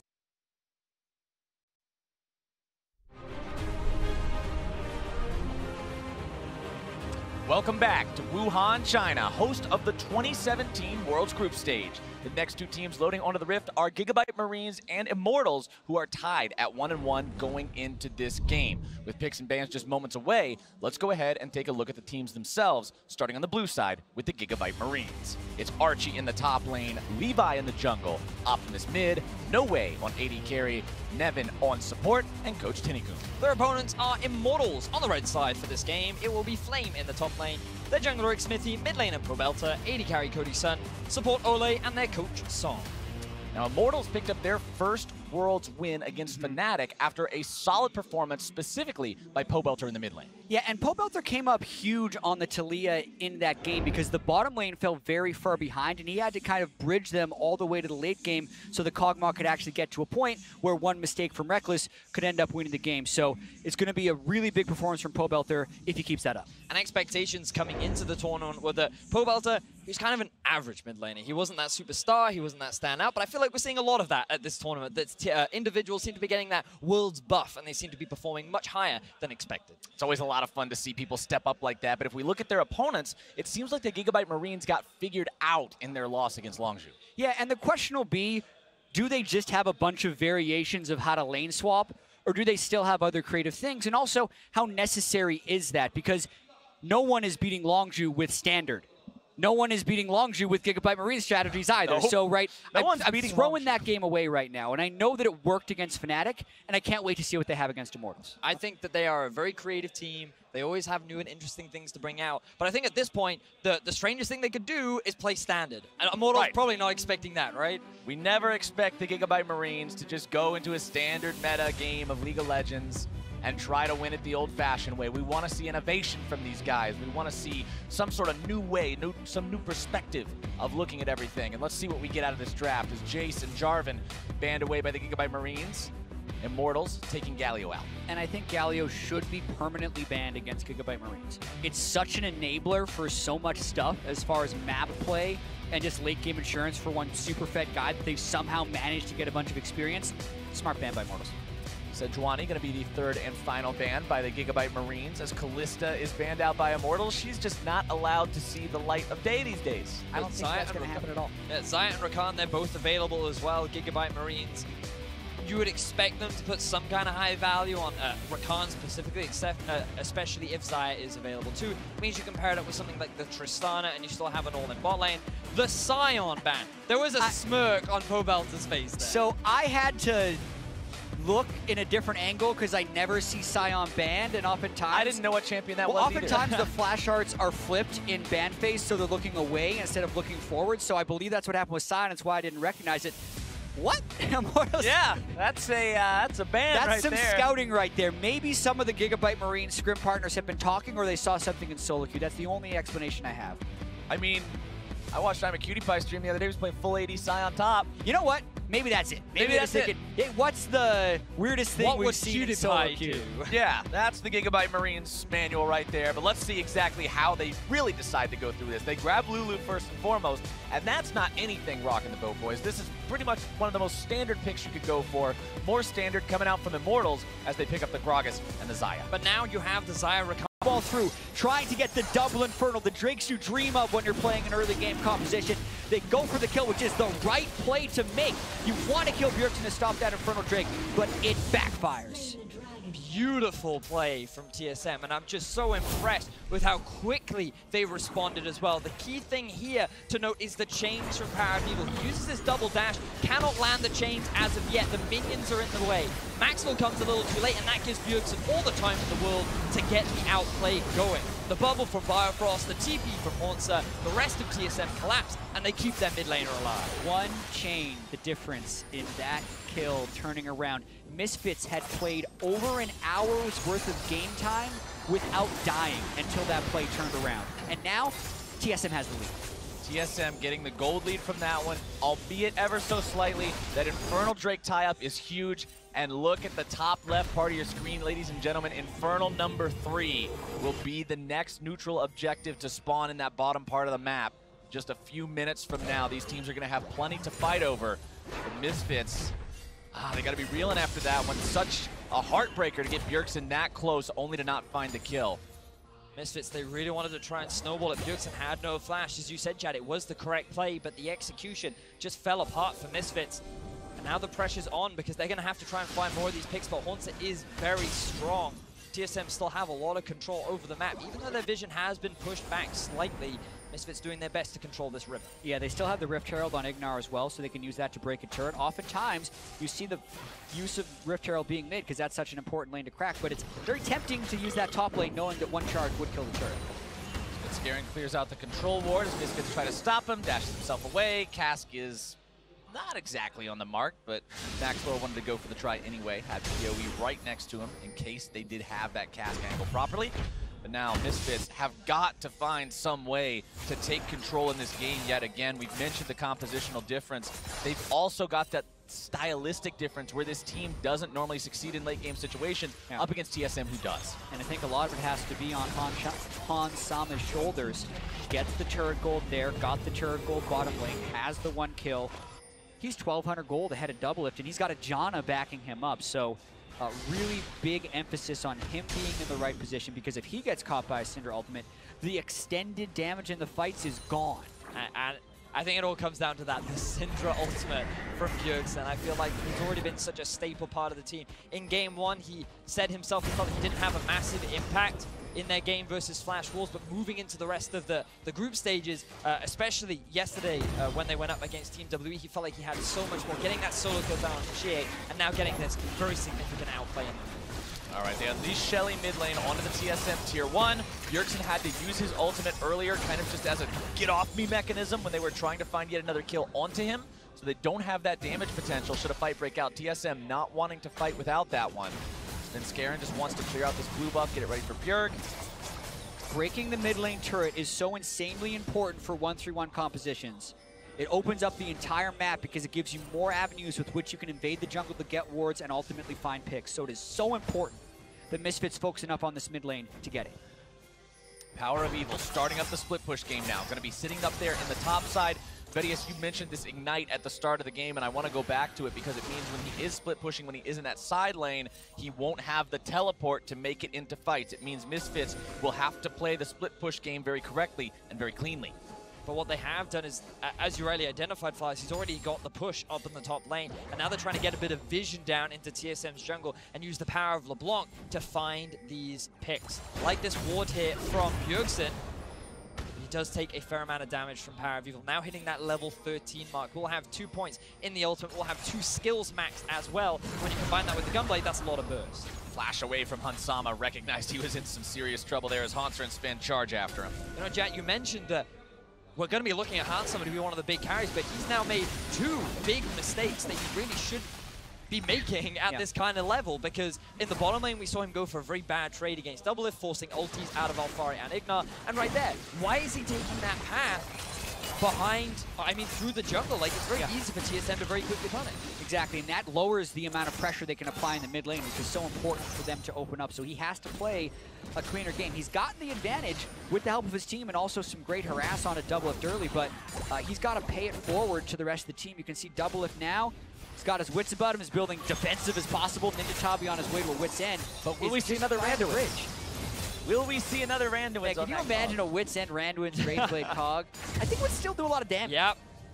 Need the gold to get those items, though. That's the big thing. Right, and Doublelift not exactly feeling the gold right now. I want to check in on that farm that you mentioned earlier, Jat, because the solo lanes for TSM still about 25, 30, almost even 40 ahead for Bjergsen right now, but it's Doublelift who's falling behind nearly 40 himself.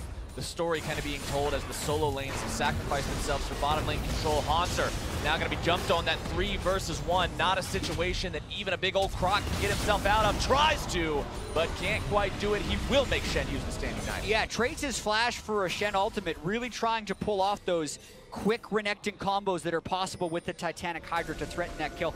I don't think he actually would have killed, but the gusto with which he went for it forced the Shen ultimate. And I do love the vision that we're seeing from Misfits. They've done a great job of pushing their vision line deeper into the side of TSM's map, and you can really see it in the bottom side of TSM's jungle. They had this entire area littered with blue wards and made sure that TSM could see nothing. Haunter had this false sense of security. He overextends ever so slightly, and now the dragon is spawning just in time for Misfits to start it off. And look at the positioning of TSM. They're going for Baron.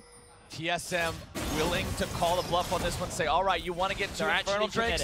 We're going for this one. TP going to be used here as well, but Misfits already have the Drake. TSM is not doing this exceptionally quickly right now. Double lift over the wall with the Fire Arcane Barrage. Baron still dropping rapidly. Misfits not aware, and TSM, 23-minute Baron. What was that play?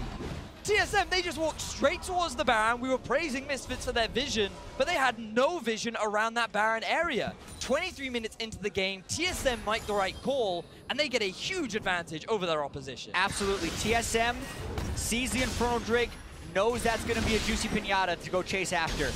But the Baron is the real objective, especially when playing against Misfits, who we just talked about, usually focuses Baron over the Drake. And overcorrection, they still have the Kog'Maw to burst that down, and that is a huge moment in this game. Is that not the same sort of a trap that we saw Immortals fall into against Longzhu? When they were ahead, they were going for the Drake, everything was going their way. Longzhu says, okay, it's an early 20 minutes something into the game, pull the trigger, go for Baron, they get it, and that was the turning point in that game. Now in this game, we'll have to see if TSM can make a lot of moves based on that. Right now, we have found ourselves into a pause, hopefully only a minor issue, and we can get back into game ASAP. I'm flabbergasted, boys. I cannot believe the Misfits would just leave that exposed. They're usually a team that around the 20-minute mark just have so much great control around the Baron area. This is something that during the European LCS regular season, they would use to start off a lot of their fights. They weren't that confident in just trying to fight in the middle lane, in the enemy jungle. It was always around that Baron area. They let the vision drop for a little bit, and TSM, they just make an amazing call. Just like, hey guys, we can go. Let's rush it down. We're going to get this objective. And it's going to buy them a load of time, because remember, this is a team where their composition is going to have so much more power in the late game. That Kog'Maw is still ramping up. Yes, the Renekton, you could argue that he falls off, but in terms of teamfight value compared to a Shen, I would say that he adds a lot more.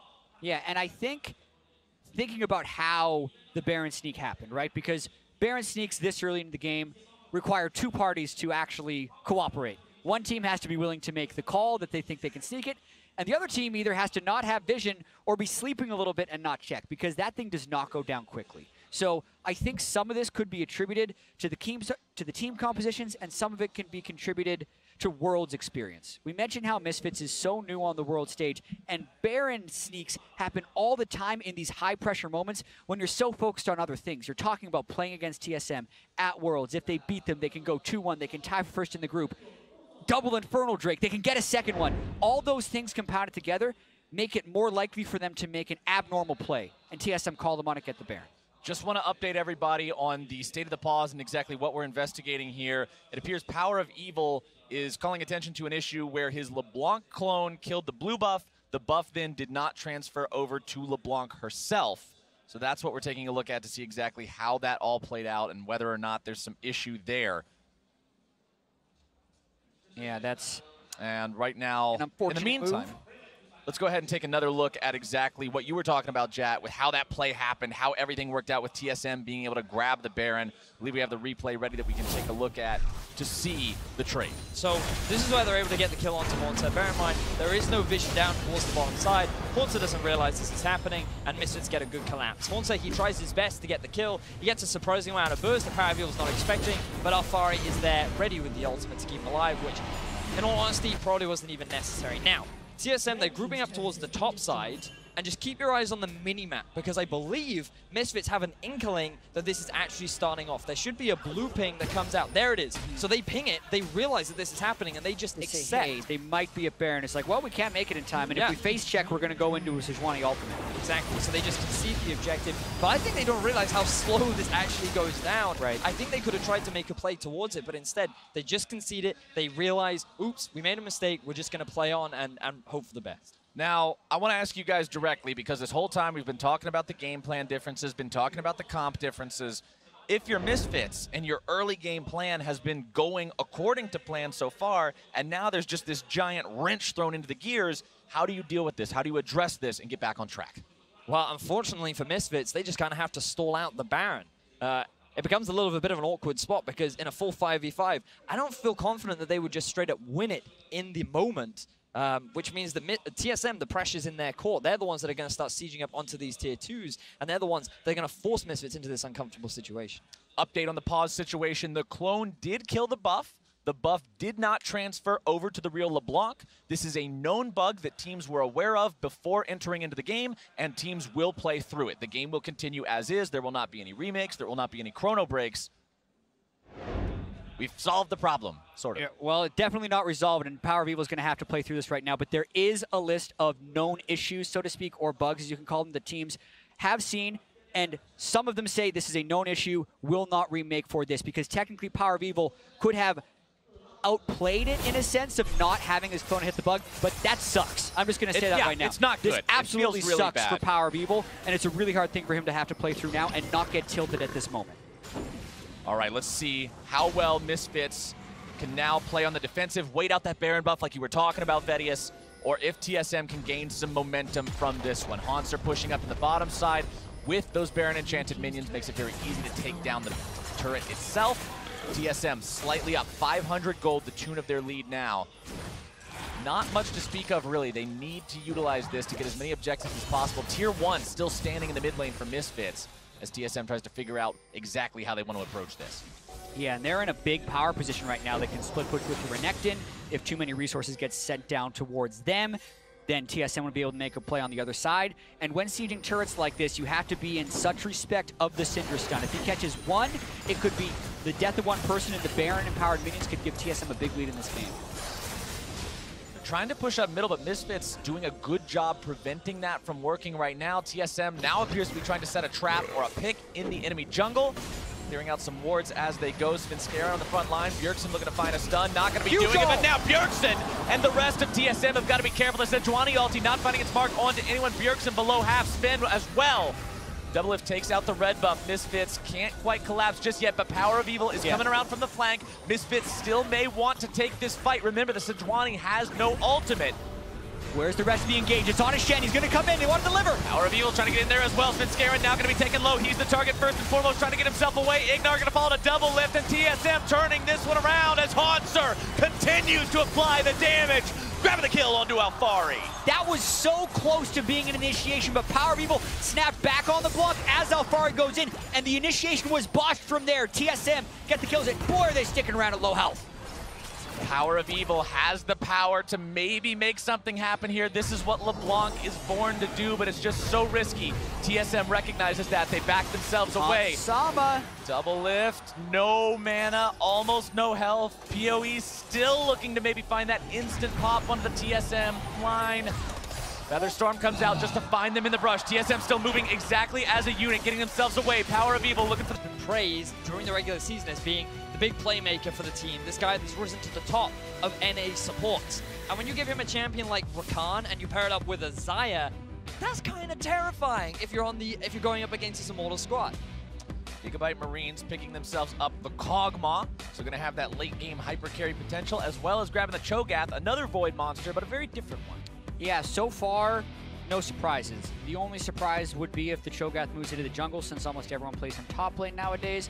But if they have anything different, it's in there. And the fact that they're giving over Xayah Rakan again is a little bit shocking. Janna's obviously up as well, but Xayah Rakan are often disrupted for a reason. Yeah, those two are very, very strong together, and we did actually see Levi play the Cho'Gath in the jungle in their game versus Longzhu. but it just didn't work out very well. Stylistically, it feels like a mismatch for him as a player. We see him always succeed on these big playmakers and carries and not these giant lumbery monsters that try to stomp around and build up their HP. But now that we're into the second part of the bans, I'm curious to see if Immortals has any more of that inside knowledge. Lucian banned away, Talia banned away. For the time being, everything looks fairly standard. Yeah, nice respect being shown from the Gigabyte Marines towards Pobelta. We were only just talking about how he did have that great performance against Fnatic. And Immortals, they're going to stick with some standard bans of their own. Kassadin being directed towards Optimus. Definitely a big comfort pick for him in the middle lane. One more for Gigabyte Marines to go along with that Talia. They know that Immortals are going to be picking strictly solo laners, so that's where those bans will be aimed. How do they go about doing it? What's up the Marines' sleeve this time around? I don't think we're going to see another more. After the 0-7-0 performance, I'm doubting it a little bit, guys, but Gnar is the pick at the end of the day.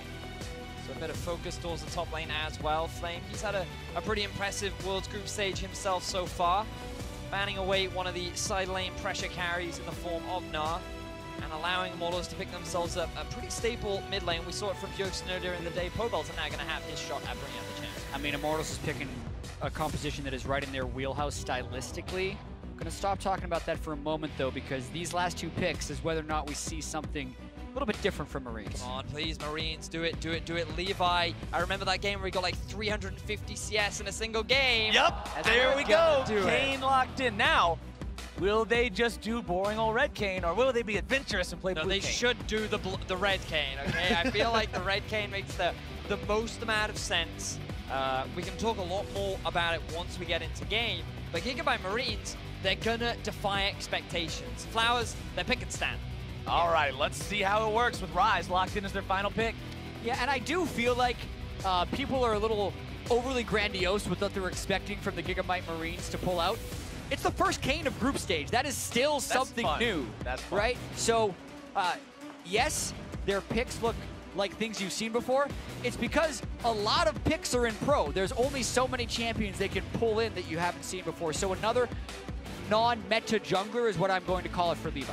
Immortals locking in Shen as their top laner and final pick of this draft. I also want to point out the Gigabyte Marines are running Heal Ignite, those Silsal Summoner spells for people who played back in Season 1. In North America. In North America, yes. It's a very specific reference, but I'm sure there's at least 2 people in the audience who get it. But those Summoner spells, we saw them work in the victory against Fnatic. Maybe they'll work again here. But it's against the Zyra Khan, Flowers. Like, this bottom lane can kill you at level 1, level 2, level 3, level 4. Like, how can you not run Flash against that? Let me pitch you on this. Go, hit me. All right, let's see what he's got. Did Mako have Flash against Wolf's Rakan when he lost that team fight? Yes! You can't flash Rakan, man. Okay. The heal's gonna help you when you're in there. That's the logic. Why? That's the sell. You can't be punished for not flashing if you don't have Flash in the first place. Stand there and fight. Somebody's going back to the spawn platform, and you hope it's not going to be you. All right, well, it's the Gigabyte Marines versus Immortals. They picked what looks like a fairly standard comp, but will they stick to the standard style? We saw the Lulu with the no flash be swapped up to the top side. Kane going to be very heavily focused on getting counter jungling in, invading in the enemy side of the map, but you need strong laners to do it. And when you have Cho'Gath and you have Ryze, you don't typically consider them to be the strongest laners during the early game. Let's see how it breaks out today. Remember, Gigabyte Marines, such gigantic differences in their 2 performances so far. They'd really like to grab this win against Immortals. With both teams coming into this one at 1-1, it means somebody walks away with a positive record going into week 2, and somebody doesn't. Yeah, and even though almost no one gives over, Xayah and Rakan and Gigabyte Marines did do that to Longju as well as in this game. Ole hasn't played it in the summer split, so it's definitely something that he's needed to practice in order to pull out here. And look at the stats on your screens right now. The highest and second highest champion kills per minute in group stage teams.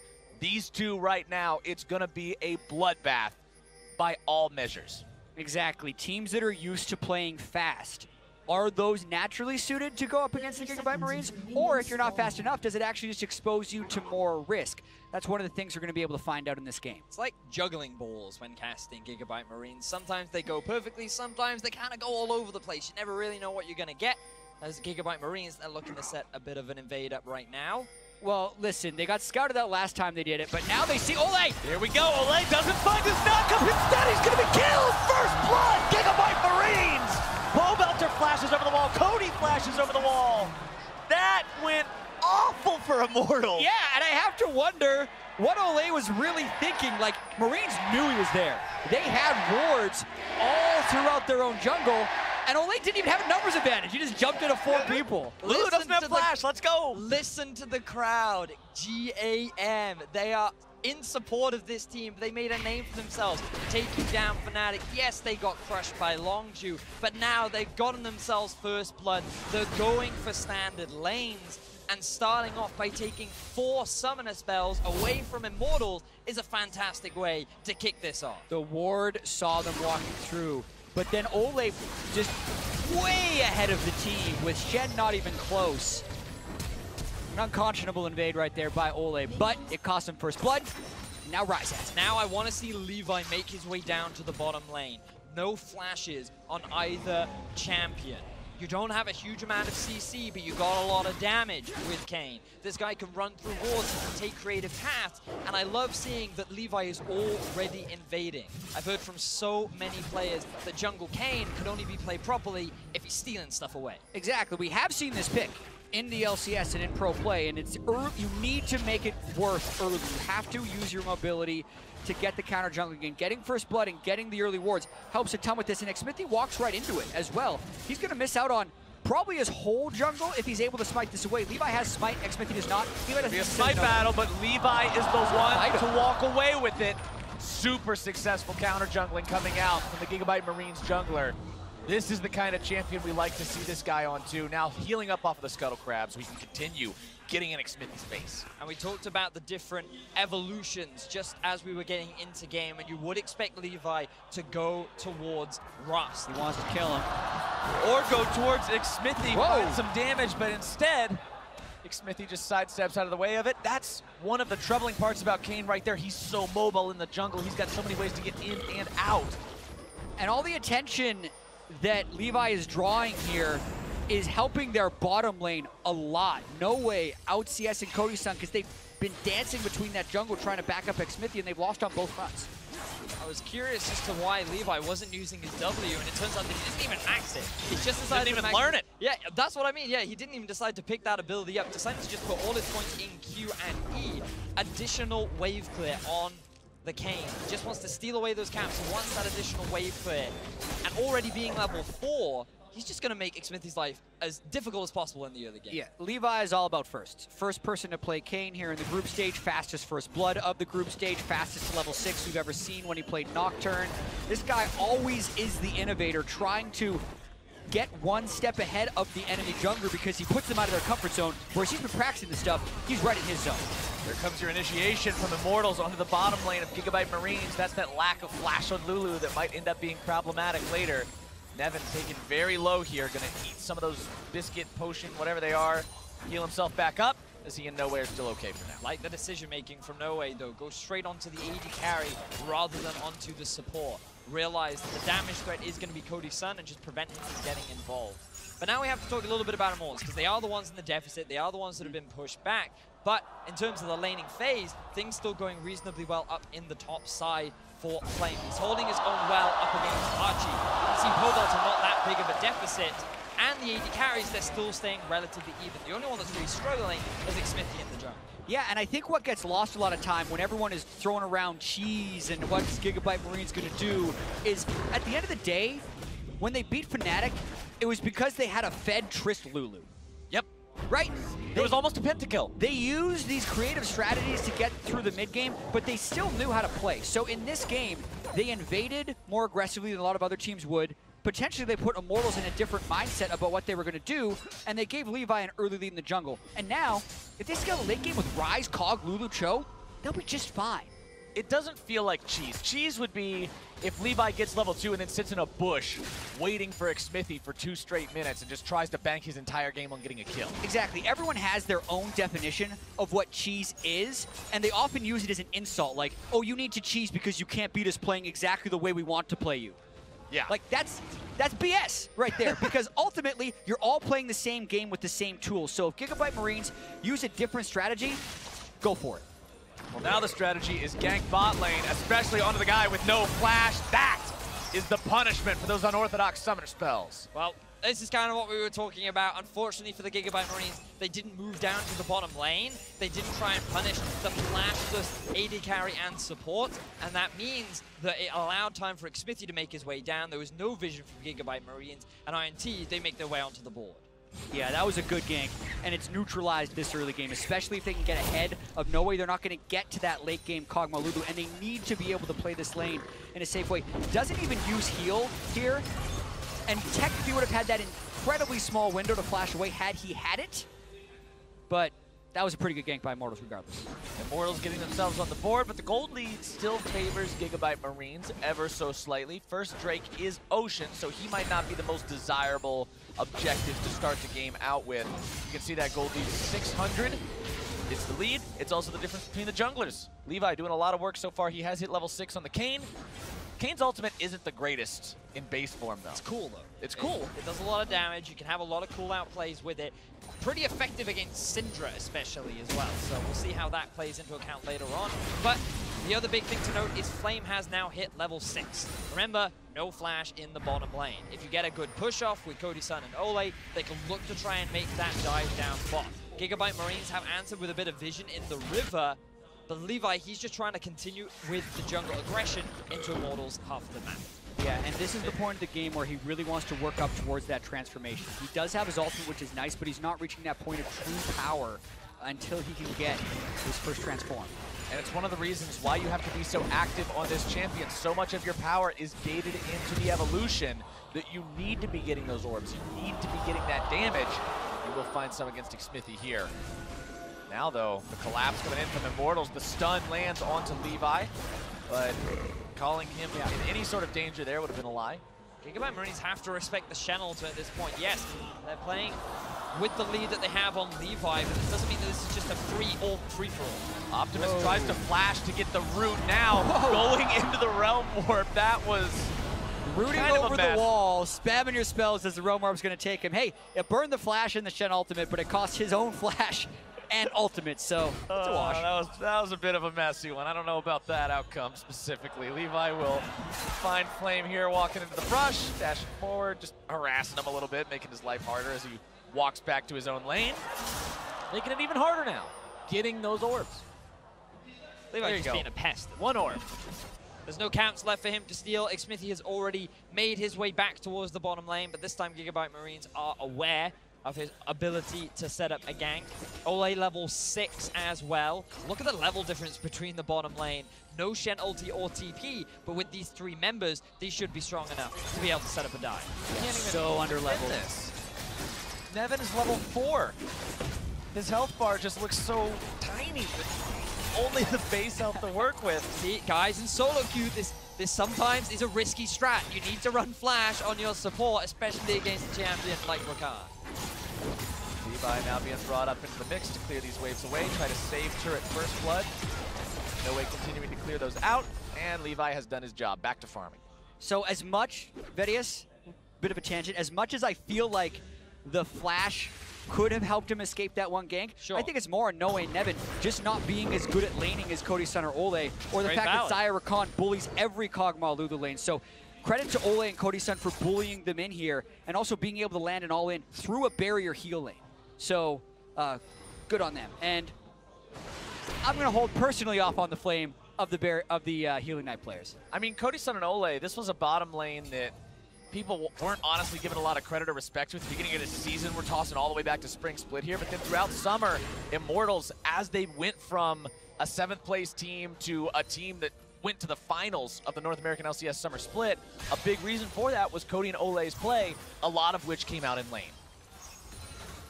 Absolutely, and they're going to be able to break this first turret, feels like no problem. Levi's still trying to farm up to level 8, not helping that bottom lane whatsoever, as we see a lot of other teams doing when their bottom lane is in trouble. He's trying to delay that lane. Instead, they might go for play on somewhere else on the map.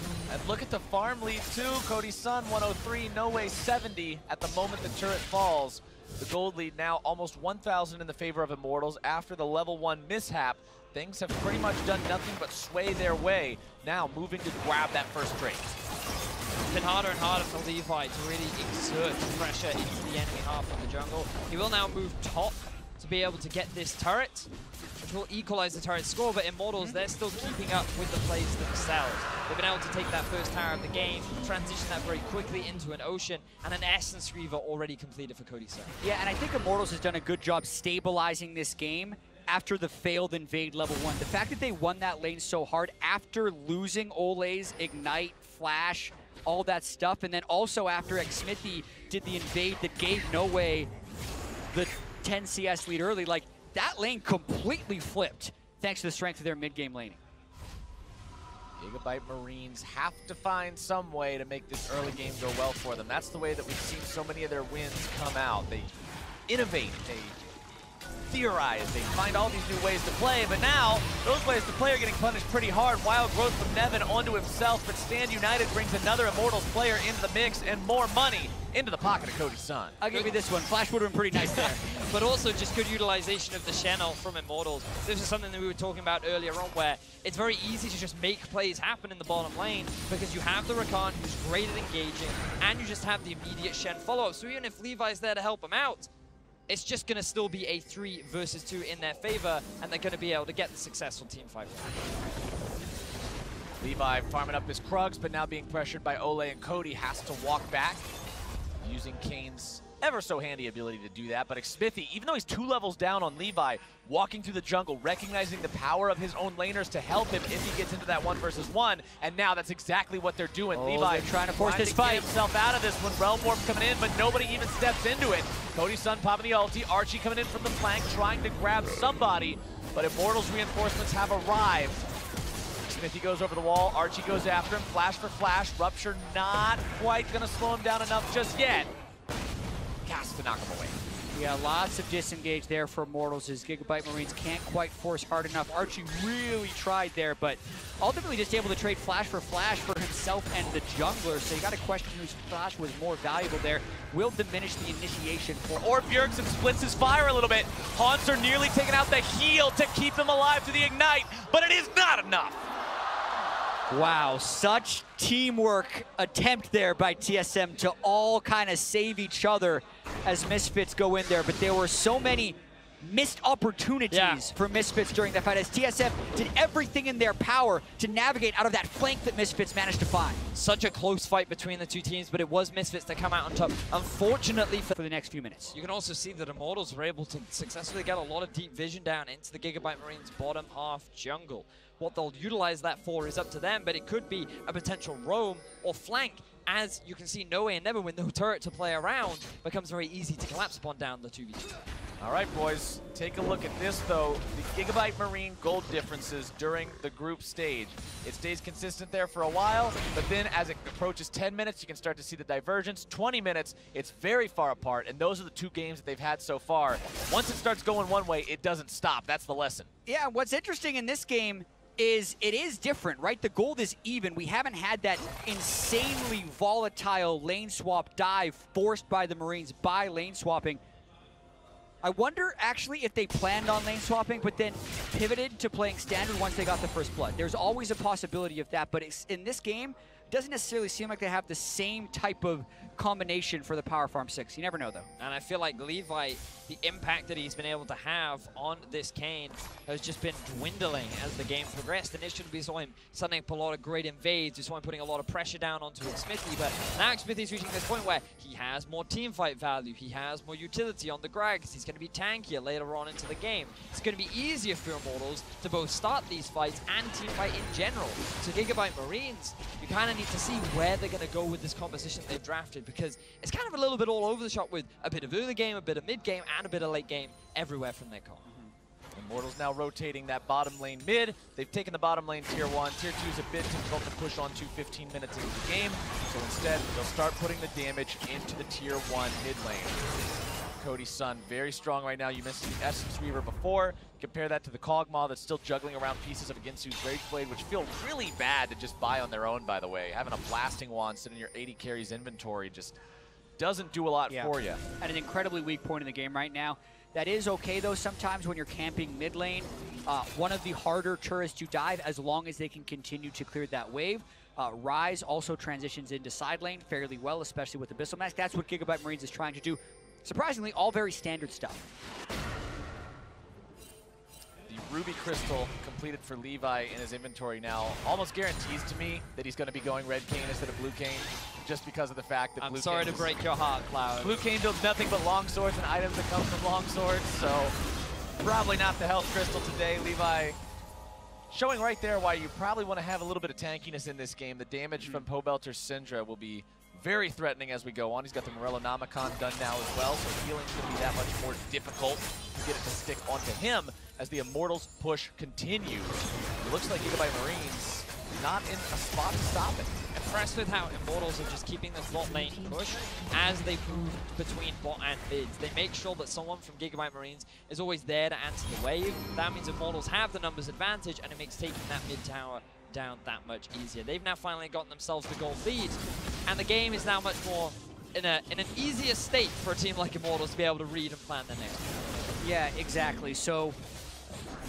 any type of early game shenanigans of neutralizing is that 1,000 gold lead for Immortals, where they could not translate it into any tower advantages, and it ends up just being an even trade in kills or a slight favor to TSM, I believe, but the gold's still very even, still very close game, and now the Baron has worn off. Misfits have successfully defended, and now we move into a neutral state in the game once more. And that all started with a red buff, Captain Flowers. It's honestly incredible to me that TSM got Baron and Misfits still has a tier 1 turret standing. And this is so key. They're trying to use LeBlanc as a Shen delivery system and find taunts on the flashless targets like Bjergsen. Power Beaver goes in, but he snaps back before Shen arrives, so no one gets onto Bjergsen. Great bubble on the Janna ultimate from Biofrost onto Ignar. Double lift initiation. Looking at the way the Marines need to try and make it to late game, they don't have that much CC initiation, but they need to find a way to keep the farm going up onto No Way's Kog'Maw. He needs to hit those items, and then I think they actually have a chance of having pretty decent mid-game team fights. Still a close game, 1,000 gold separating the sides. Levi moving towards the Rift Herald with the help of Nevin, who's still only a level 7 Lulu. Pretty far behind the curve here in this game. Ole now cresting level 9. Carry the fight from there. Really well played there from TSM, and just a big misplay from Power of Evil.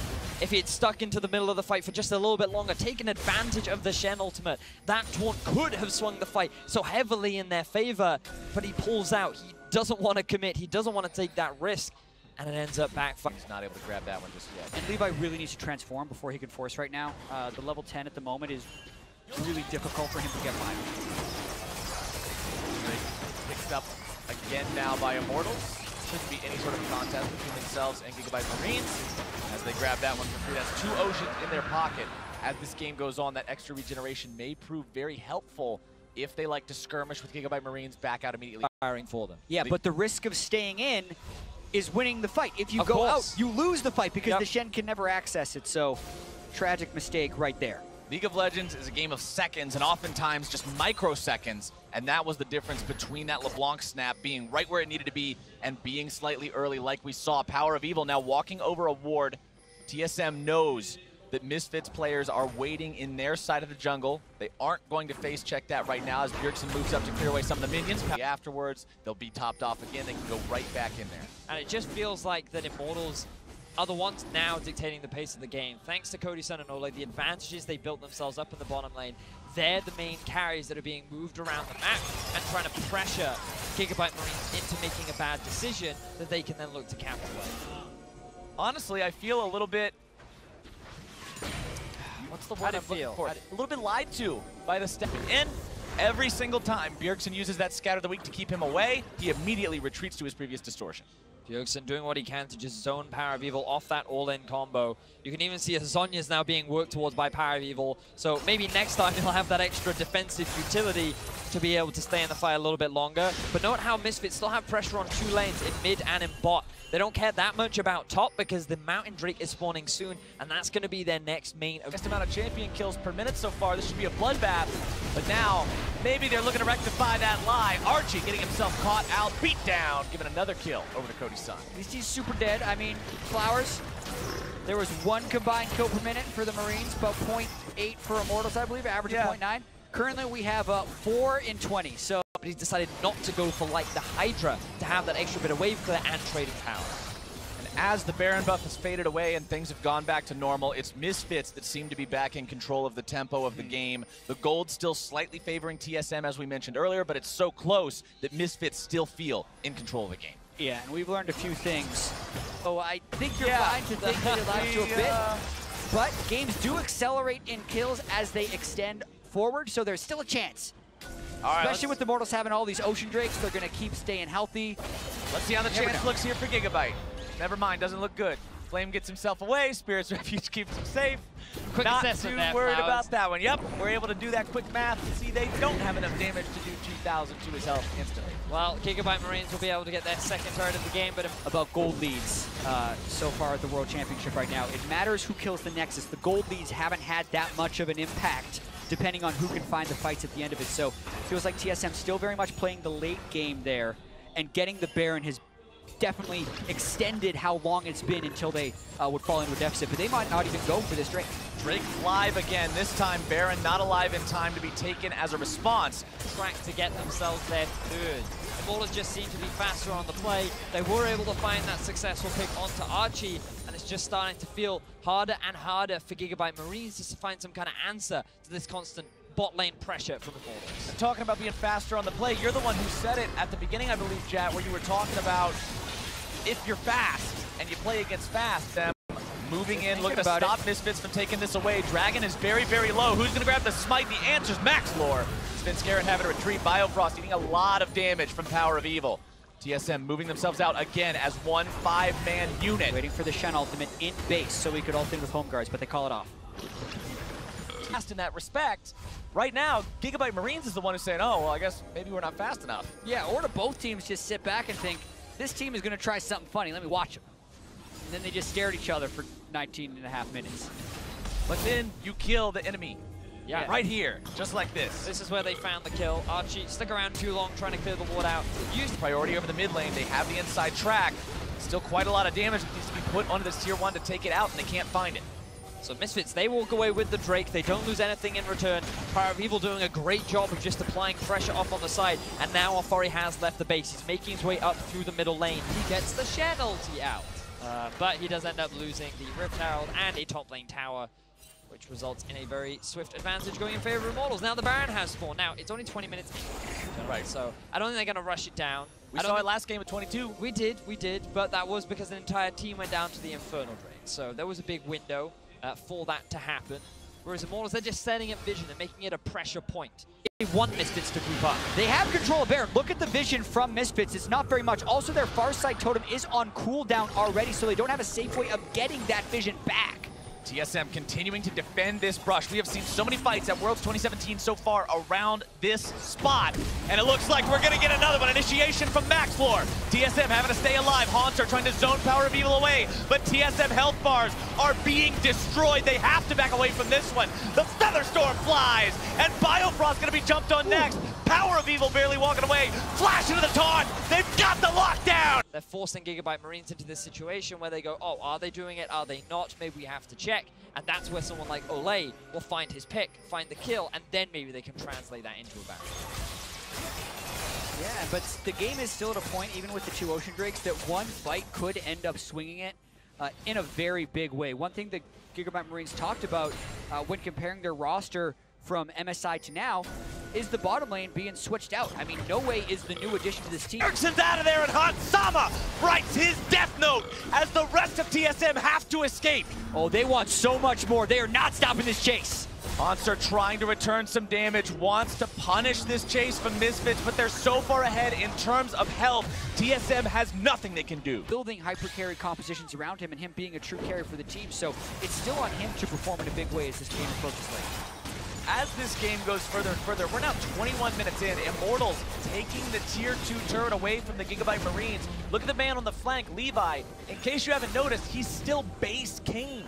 21 minutes. Misfits, they've got a lot of low health members, and if they want to start the Baron, there's the risk of a steal. Haunter has the teleport too, he didn't lose his GA, so Misfits, they're just going to walk away with the kill. You have to wonder whether or not them going for Baron after having TSM solo versus chasing for kills is a call that was worth making, but I think it was the right one, chasing through to get a few more kills based on how TSM would still be able to harass it.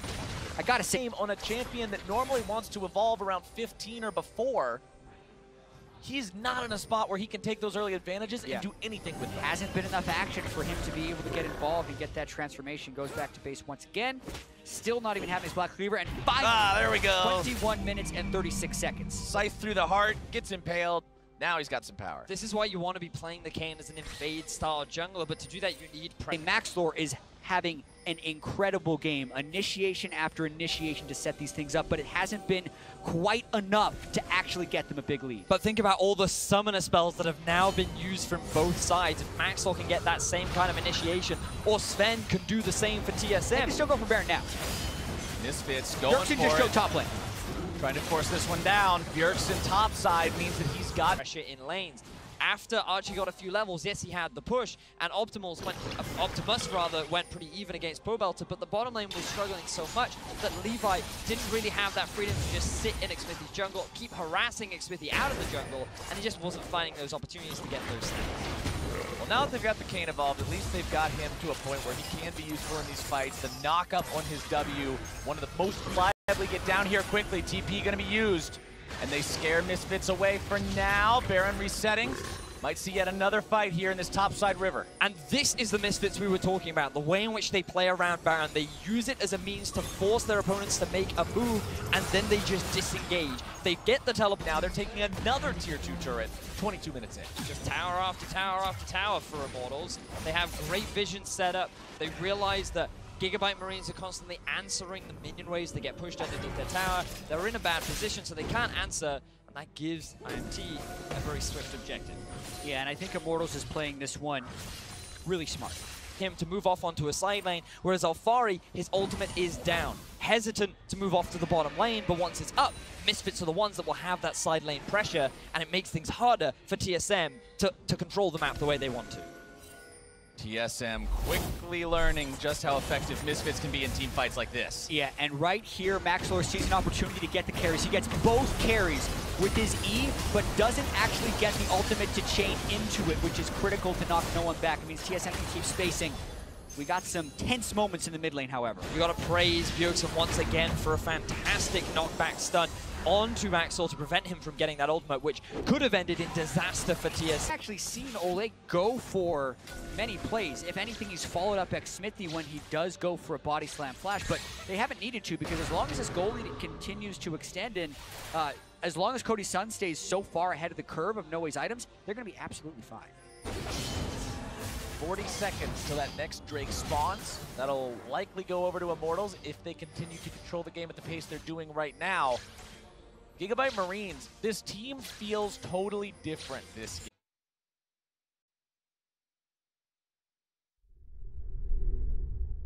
I think playing as Prey would obviously be like the toughest challenge and probably the most interesting challenge, because I feel like it would kind of put me somewhere like on a ranking. Meanwhile, maybe playing against Cody Sun and Noe would be more of just like who has the better game there and then. But with Prey, I definitely feel like if I were to, for example, perform against him, then I could put myself on like on the top of the AD carries in the world. But if, for example, I wouldn't be able to play the game against him, then I would have to like reconsider the way I'm doing stuff, right? So I think playing against Prey will be the best for me, because I will be able to just tell where I am right now.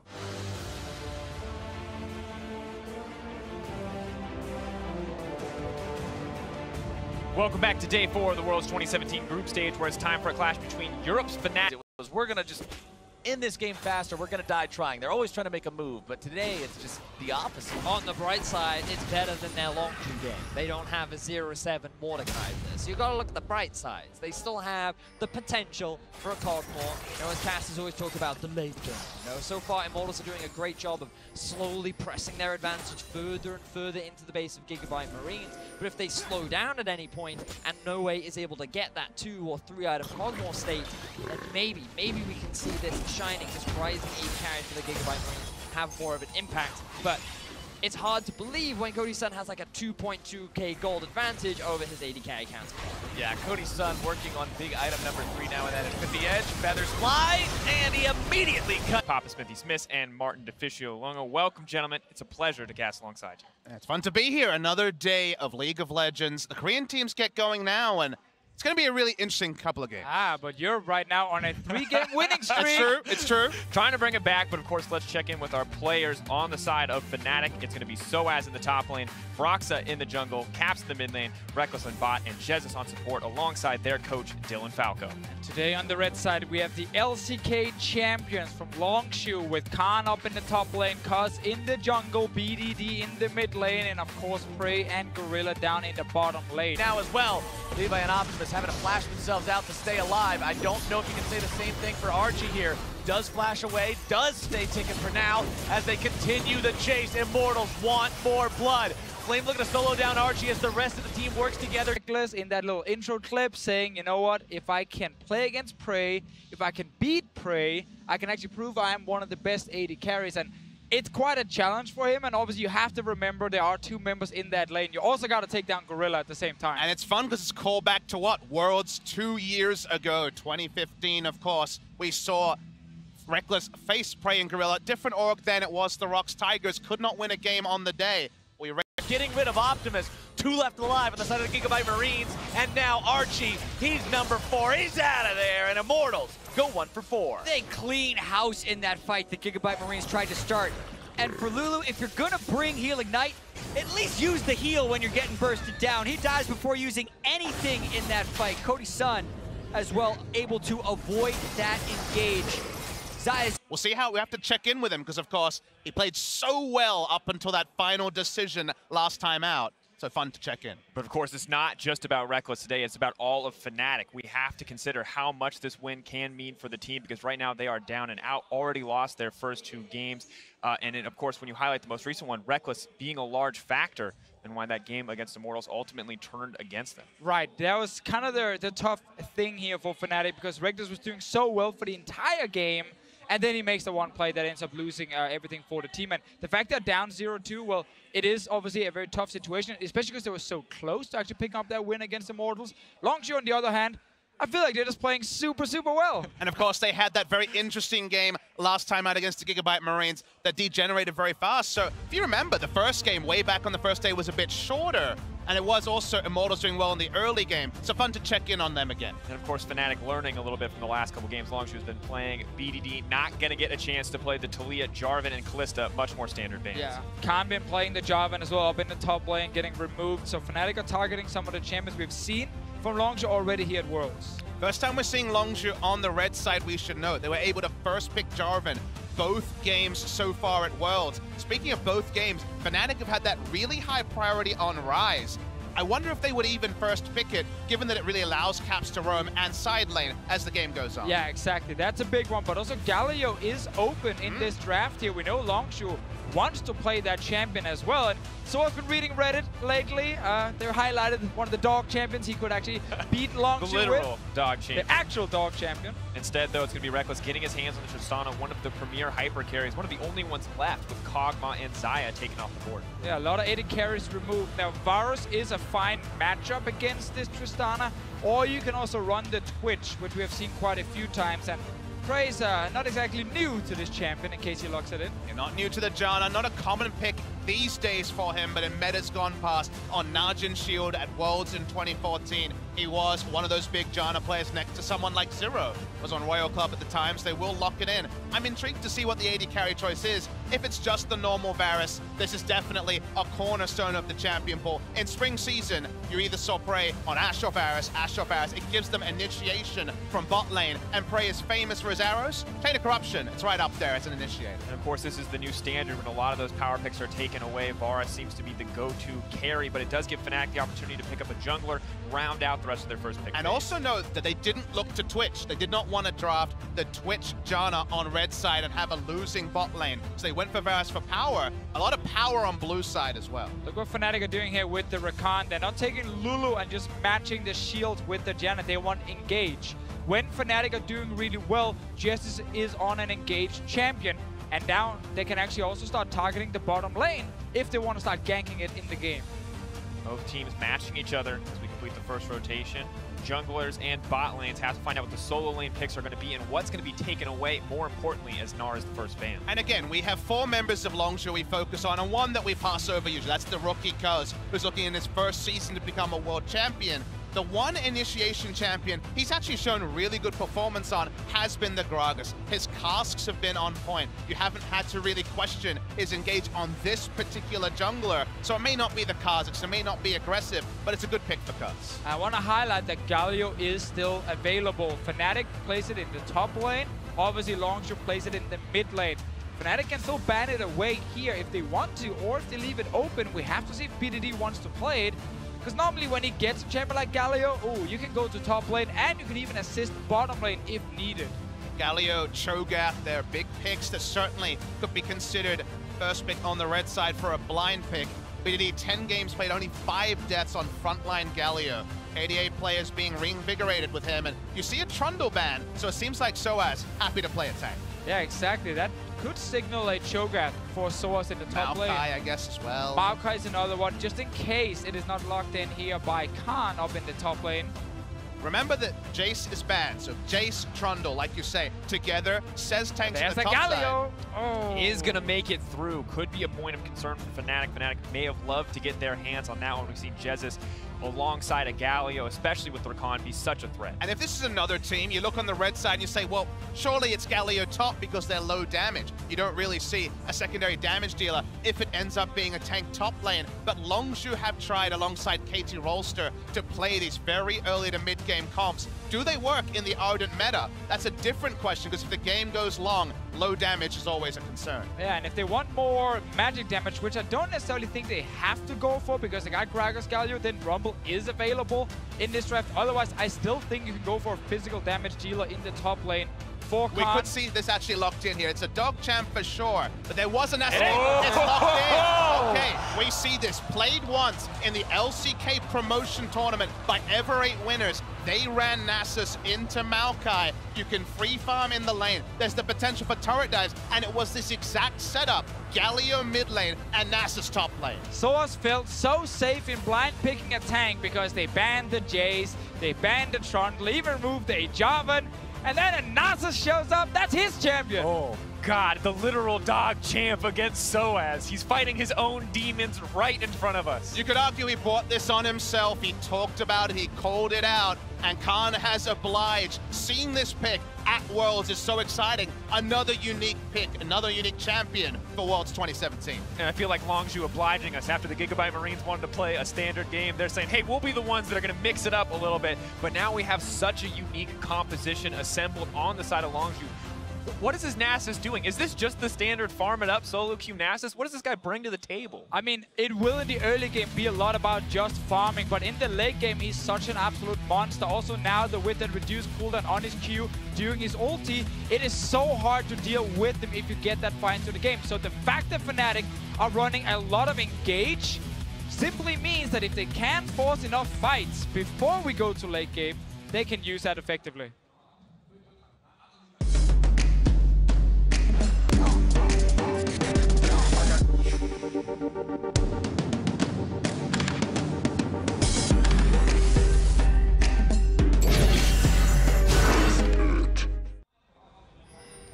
All right, here we are, Fnatic versus Longzhu, the Nasus pick mixing everything up.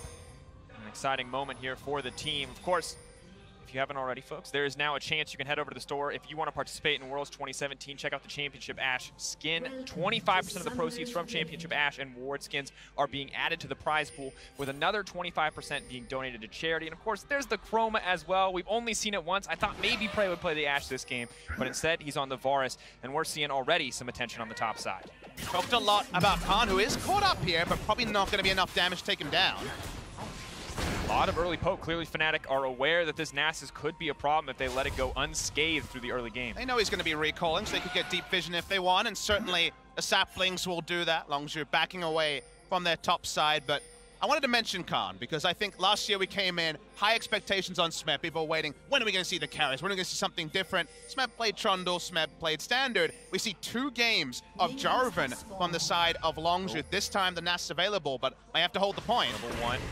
Dark Sphere's going to check. Multiple members there. That's the body slam into 2, the immediate flash out. Caps going to be down the summoner spell alongside Broxa. Exactly, 2 members. I think Fnatic a little bit baited because no one seemed to take damage from that Q from Caps. Everyone stepped out from Longzhu and then right back in. I actually think it's a pretty poor level 1 decision because if you consider Fnatic knew that Longzhu had vacated their top side, it's safer to invade a part of the jungle you know the enemy is not on, and re-invading bot side is a risk that was unnecessary, I would say, for Fnatic. They could have taken the long route to bot lane and ignored it. Instead, they get caught. To make it even worse here, Caps could not go back to base. No TP on him, so he's down a lot of HP early on. Will have to use both his potions as well to just get full HP in this lane. And we know that BDD is just here to farm in the early game and then get that level 6 on Galio. And suddenly, if you want to play this game where you're trying to shut down the Nasus, Galio can join in and help.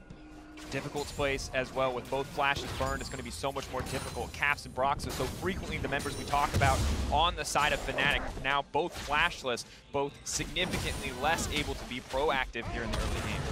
Forever 8 winners, when they did play Nasus Galio versus Maokai, stacked the CDR, it was Trinity Force early, just a carry, more of the carry build you see in solo queue, and turret dives were real. Galio is insurance on the top and on the bot, which is big for Longzhu. But now, of course, one thing we have to highlight is when you look at this matchup, most recently against IMT for Longzhu, their bot lane did suffer. Their bot lane did fall behind, and we have to wonder, is this an avenue for Fnatic to exploit? I mean, we know Fnatic wants to get the bot lane ahead. We saw when Fnatic played against Immortals, they hard camped the lane. It worked, as you said just before, in the first day of Worlds, where Gorilla died multiple times in lane. The same thing probably needs to happen for Fnatic to succeed early on. You don't want to try and feed your own Maokai. You need to get Reckless going on this Tristana. That's why they draft Rakan, to also have some CC setup. But the window is small, because the moment that Galio gets ultimate, the headaches start to grow. Sure, it is not Alistair to repel those early ganks, but Janna can do a bit of peeling, even at level 2. Once Galio gets to level 6, he will also have disengage. So it's not necessarily a hard timer, but to try to recreate with this comp, you need to get going soon. Yeah, and you also kind of want that level 6 on Broxa. Meanwhile, Gorilla and Prey, probably knowing the game plan from Fnatic is play around bot side with the draft, with how Fnatic has played in the past. And their job is just to stay alive and don't actually try anything risky. And it's one thing these guys are very known for, at least avoiding, you know, the ganks. And you think back to the Varus over the Twitch that was available. If you draft Varus, he can always do something. If he needs to push, put more points into Q. Hell, E is even decent in that situation as well. He's the much stronger laner, and if you're looking to leave someone on an island, Twitch with Relic Shield, that's risky. A Varus, he's certainly someone that can make the best, even if the game is not going to be about bot side early for Longzhu Gaming. Terrifying champion to try to dive out, try to pressure, especially once he hits that level 6 mark as well. So just continuing to build on to that point we made earlier about this being a very small window for Fnatic to exploit. If they want to find this lead in the early game, it has to be quite early. But for now, they may have the vision on the bottom side, but not a whole lot else. Even the pressure is starting to balance out as the wave bounces against the bot lane tower. There's another thing I want to mention about Nasus, but I'm just waiting to see if Cuz is doing anything. No, he's stepping away. There was a buff that happened to Nasus quite some patches ago where his E also started reducing 15% armor when he used it on targets. And if you look at Longzhu's composition, the majority of the damage is going to be physical coming in, obviously because of Nasus himself being able to smack around with the Q, and reducing that armor here on some of these big tanks on Fnatic is actually very effective and very important in the late game. Yeah, the Spiritfire used to be flat armor and MR, now it being percentage means it scales into the late game, and we wondered who the second threat would be, expecting Galio mid. The Nasus infinite scaling certainly does fit the bill, even though his kite ability is always going to be something to keep a track of.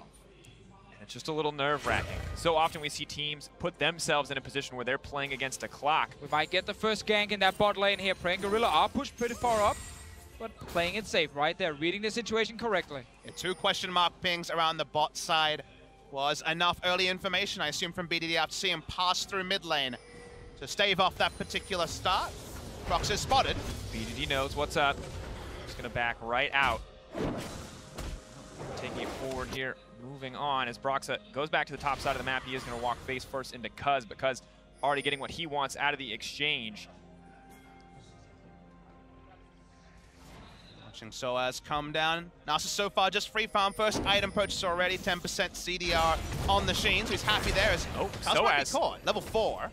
Not exactly where we wanted to be. Luckily for him, it is just the Maokai. All the burst damage used up. Soaz not looking to commit the ultimate. Knows it might be more important for this laning phase. A lot of things to consider here. But Cat Champ versus Dog Champ, top side of the lane. Not the most exciting matchup. Once again, waiting for the infinite scaling, and this is the thing that scares me. If you're playing against Longzhu, and their game plan is to sit here and wait, all of the pressure is on Fnatic to do something, because eventually, as you mentioned earlier, Nasus is going to be unstoppable. But even that phrase you utter is surreal to someone who cast the LCK, because Longzhu were on the faster ebb of gameplay. They were not SKT, they were not Samsung, they did not focus on the outscale. They focused on their early to mid-game shot calling, their understanding of win conditions, which largely were precipitated around getting big leads. And usually you see the first 4 champions, not including the Nasus, and you think that's what this draft is about. They flip it on its head. They're playing a different type of meta at Worlds, but they are going to be comfortable as the game goes on. Kana already sitting on about 100 stacks in the early game. He's not really been under any pressure. We'll just keep farming up in that top lane. Now, though, as we move a little bit further into the game, level 7 for Caps, he doesn't have pressure here. Not a whole lot of kill threat onto the Galio without some help. Maybe he can find the opportunity to roam. However, Flash is now back up. Much easier for him to play out the rest of this laning phase. Because taking his time, both junglers approaching level 6, this could be the catalyst, the point for playmaking. It's just so important that Cuz is always moving in, placing a few deep wards, so he's finding procs, so he's able to see if Caps is roaming as well. And again, it just means Prey and Gorilla are going to be so safe in that bot lane. You can see how Fnatic are always hovering around the bot lane, but they simply cannot get down there unspotted. That means extra time. That means Nasus getting access to minions. He is ahead in CS compared to the Maokai. It's only good things for Longzhu. The pace of the game is slowed. We already see a couple of early trades onto Soaz. It's not going to be a Galio coming in this time, but soon that game plan may be enacted. And of course, Sheen, a nice early item purchase, lifesteal from Nasus as well, means it's pretty easy for him to sustain up in this lane. May not have the kill threat, but Cousin Prey could. That's the level 6. Chain's not going to connect. Rare misstep from Prey on that one. Warning shot. Telling Jess what's going to happen next time he's overextending in the bottom lane. And now, Longzhu just going to take advantage of any pressure they got on the bottom side, but it's immediately removed with the ultimate gone. It's so much easier for Reckless and Jesus to play further up. No fear of a counter-engage. A sedate game with Longzhu involved. Not what I expected here, and I know when I was saying for the hopes for this game pre-tournament, I wanted to see late-game fights between Reckless and Prey, 2 of those top-tier mechanical AD carries. And at this pace, we may very well get it. Definitely the case. Right now, it feels like Prey has kick-started himself with the option to go for a more, gold-efficient starting item, at least in terms of gold production. I'm just afraid that when we are setting up for the big late-game AD carry fights, Khan just kind of takes over on his like 5 million stacks Nasus, one-shotting Reckless or Caps in one of these fights, because once again, it's a very slow game in favor of Longzhu. BDD's not been able to use his ulti because why? He's just saving it. He literally just wants to be defensive at the moment, and it's all he needs to do. Well, at this point, we have to start asking some of the big questions, which is, for example, how many stacks have you guys seen Nasus hit in the game? Because we could get to some big numbers here. We're at 160 Are we already. talking about solo queue or competitive? Because you mentioned an Ever 8 game, there was a Dignitas game for someday. There's not a whole lot of a sample size to go on here. I'm going with either. I mean, I have quite a famous Nasus myself when I'm playing. Oh, really? I'm only last hitting with E, however, because I don't want to get too strong in the game. See, it's deliberate training weights. You got to hold yourself back. Well, even if Khan decides to play that way, luckily for Longzhu, he still has the Wither, which I feel like is such an undervalued tool against one reliable late game damage threat. I mean, just consider the situation. You get Withered, you're against Gragas, Galio, and also the Varus. Do you use some Cruel Scimitar on him? Because that's what's going to be the reality. Choosing your CC. You might have to see a Rakan go very early in Mikhail's purely to actually increase his damage. But still, not a lot of catalysts for action. We thought the bot lane might be posed for it. Of course, Prey does have the tools to force engages. Once again, it's just not in the Longzhu playbook right now to force anything aggressive because it's just not needed. And with that Scimitar that might happen in the late game, Problem is obviously with Khan getting some cooldown reduction, the fact that his own cooldown on this W is so short, it's going to be like, what, 10 seconds? Maybe less. Maybe even less. So when Reckless will have that small window where he uses his QSS to get some damage up, he needs to burn through tanks. It is super difficult unless Fnatic, and it's why we keep highlighting getting bot lane ahead. But right now, Prey is sitting with the same CS as Reckless. No tower's even taken some real damage just yet. And it's just meaning we're kind of waiting for the big moment where Fnatic pulls the trigger. Guys, we waited for day 4. We want what is the Might counter? be now. Might be now. Sensor. Yep, we'll hold the point. Also going to go wide because flashing out. He's not a damage drops, but just tickling him. Bit of a fumble there from Broxa. Not going to be what Fnatic wanted. And now Caps out of mana. VDD's going to have lane priority. Push up, VDD. Happy to take these good trades. Force Caps behind. Extend the game further every time. You get that click over to Nasus. See the number increasing. The timer only gets more severe. Khan just perpetually comfortable in this lane. Luckily for Fnatic, they do have lane pressure. Soaz is able to push the Nasus out, but for how much longer? How much longer until the Nasus actually has kill threat on the Maokai, especially with the Storm Raiders? It's going to be an easy chase down. So now that Fnatic are unable to stop the Nasus, they can't really gank bot. Maybe they should switch out around the focus. I like what Caps is doing now in trying to go up and see if he can kill Khan. Other thing you can do is you can try and lane swap with your dual lane, send him top. Let's see what happens here. TC, ultimate's going to come out. Not a lot of mana in the pool for Khan. Is still alive. Caps playing with fire here. Second he hits him, he's going to draw that tower aggro. So has not a lot of health. Just going to clear the wave. TP is going to be used as long as you take the bottom tower. Solid play from Longzhu, and Fnatic not getting anything. Yeah, I think Fnatic early on in this game here should have, when they had a push in the bot lane, recalled, swapped to top lane, and try and just rush down that turret here. Open up this map a little bit so Khan is not feeling so safe. But so much happened in an instant there for Longzhu. It was as the rest of Fnatic were backing that play happened. They took bot lane turret. We cancel his teleport in the blink of an eye. Nasus lives, they get bot lane turret. They're going to take a Drake as well, and nothing happens to Nasus. He teleports back in with a completed Trinity Force. And it is difficult right now to be Fnatic because making that lane swap call is not easy. You feel like you're getting pushed in the bot lane, and if you don't get a good swap and get actually the tempo advantage where you take down the first tower first, it doesn't feel great for most teams. So it's not an easy situation to be in, and they are constantly looking for that potential gank, but the good vision control just stops them. And it's not an easy situation for any team, but it's especially concerning for Fnatic because when you look at their most recent game, we know what happens when they fall in a deficit. And we know the struggles they can have when they're not confidently ahead. You can see the difference between how these teams stacked up against Immortals. Longzhu, clean win coming out once they got that lead. Fnatic, a much shakier road. We will get to see now, though, Longzhu's dual lane going towards that top side. So it is Longzhu initiating their own lane swap. Khan is going to get removed from the 1v1, at least for a moment. His Trinity Force is completed. Fnatic want to find a way to try and get down a tower. I mean, at this point, putting Varus and Janna in a short lane, just like they have been the entire game in bot, is absolutely fine. You cannot slow down Nasus. That ship has already sailed 137 CS at 14 minutes, basically at pace with everyone else. So might as well start setting up the Varus to hit his mid-game spike. The on-hit build with the Sensor and the Rage Blade certainly more than underway, but Soaz is here looking for a lane game. Yeah, Lola trap he's setting up. Brox is gonna get spotted in the river going towards topside, so Longzhu will be aware that something is happening up here. Once again, Broxa notice on the ward. There's another one coming up here. Important to keep your eyes on Galio as well. For now, BDD is locked in the mid lane, clearing out the wave. It's not a long walk, though. This could be the setup the Fnatic need, but it's a small window. They need to take advantage of it. A little bit more as the tornado comes out. One's going to pull the trigger. Looks like just the tower in their sights. Candy Cream making it easy. Tristana still able to siege, but the cast going to clear the way. Broxa not going to get locked up, but Jez as well. Reckless could be next. Has to rocket jump to safety, and Fnatic still not getting anything.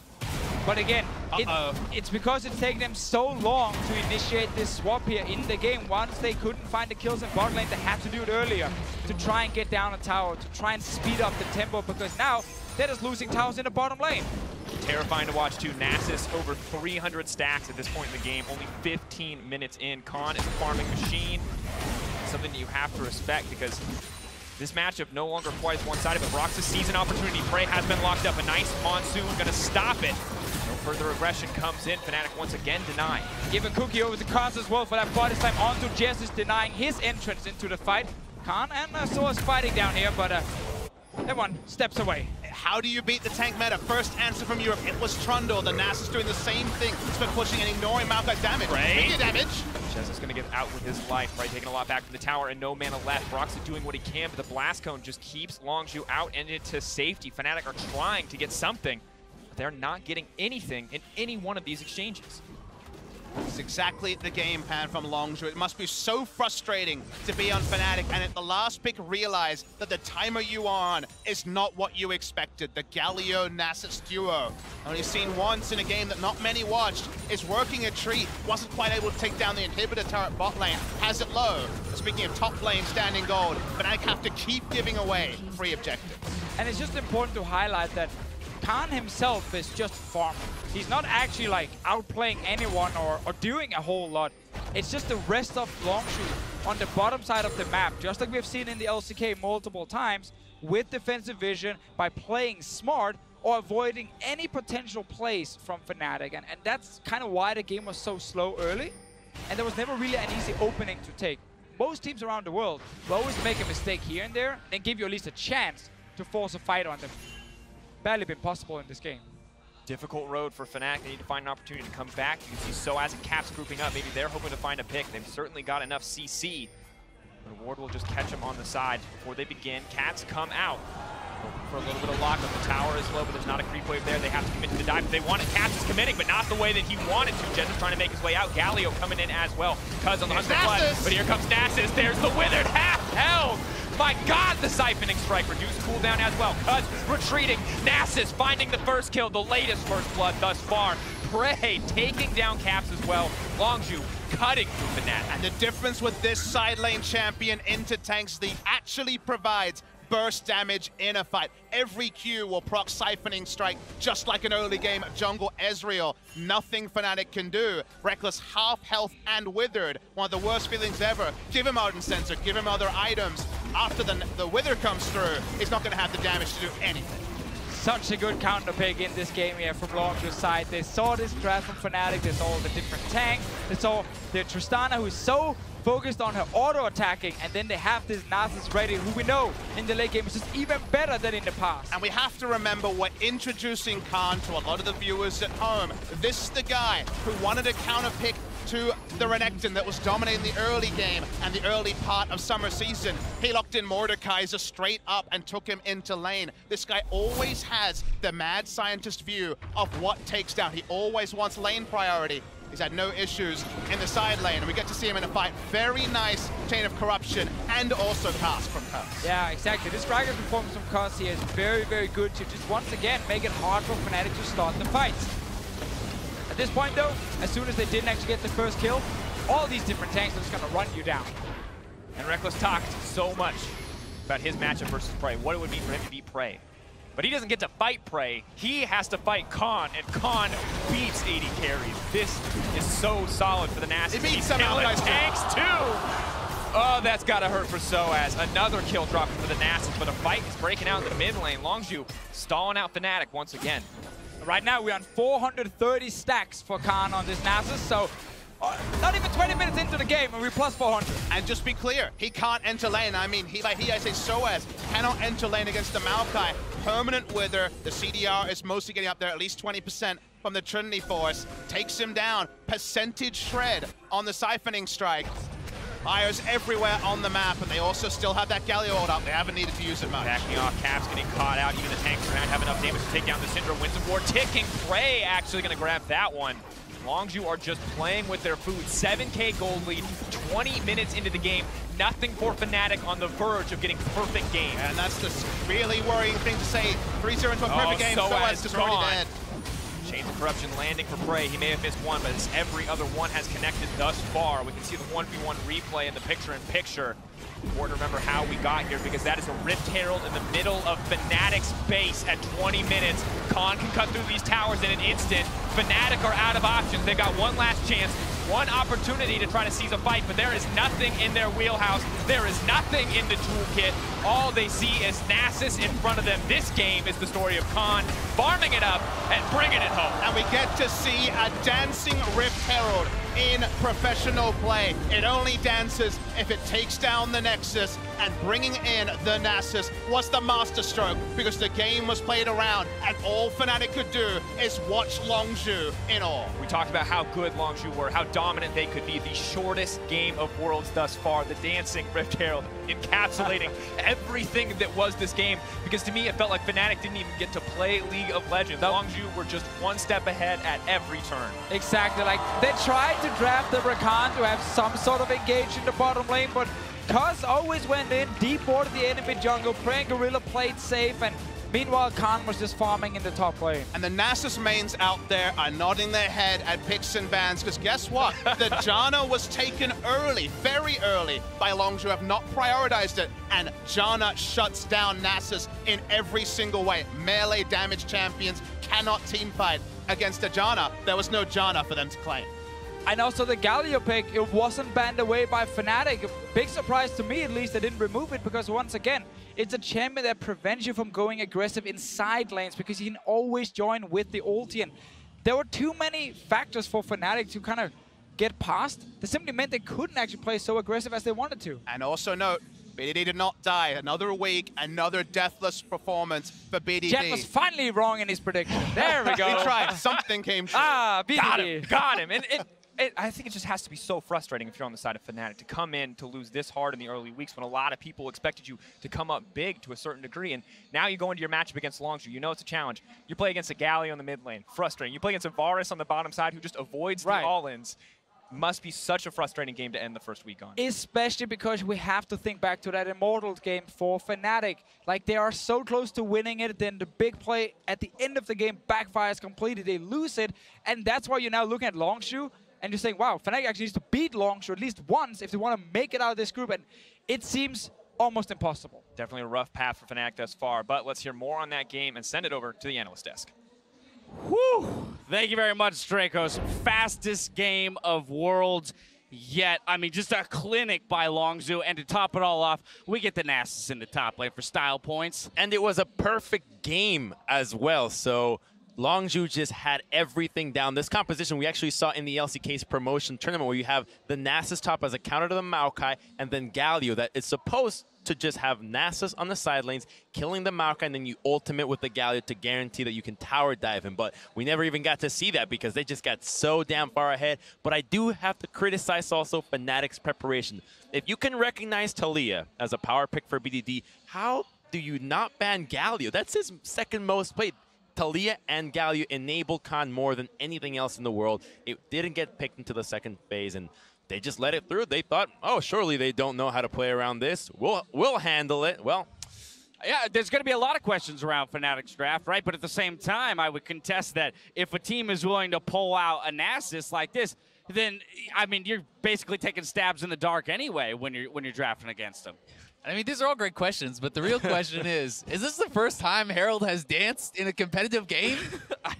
The hard-hitting question. Yeah, the real question. No, the thing for me is also the fact that, you know, this works in solo queue all the time. I hear people raging, you know, how do we deal with the split pusher? Now it actually worked in competitive. And the big thing for me was that Galio pick. You know, normally when you're in a situation like that, the idea is to collapse on the guy who's overextended. You know, you gank the teleport first, kill him, and then you look for the big fight. But with Galio able to rotate so often, that could never be an option. And they didn't even attempt that. And then the other cool thing is with the primary disengage of Janna and Gragas, there's no way to ever really engage when Nasus is, you know, pushing that lane because they'll just disengage you away. I mean, I think the comp was extremely well thought out. This was not just a joke-type pick, right? Nasus works very well into the Maokai. It's a complete free farm lane. He had a 13-minute Trinity Force going Bandit, maximizing his gold with autos on the Maokai constantly throughout the lane. He has almost over 400 stacks at the end of the game, I do believe, and they have a huge amount of weave clear. They have disengaged. Their comp really had it all. Yeah, go for it.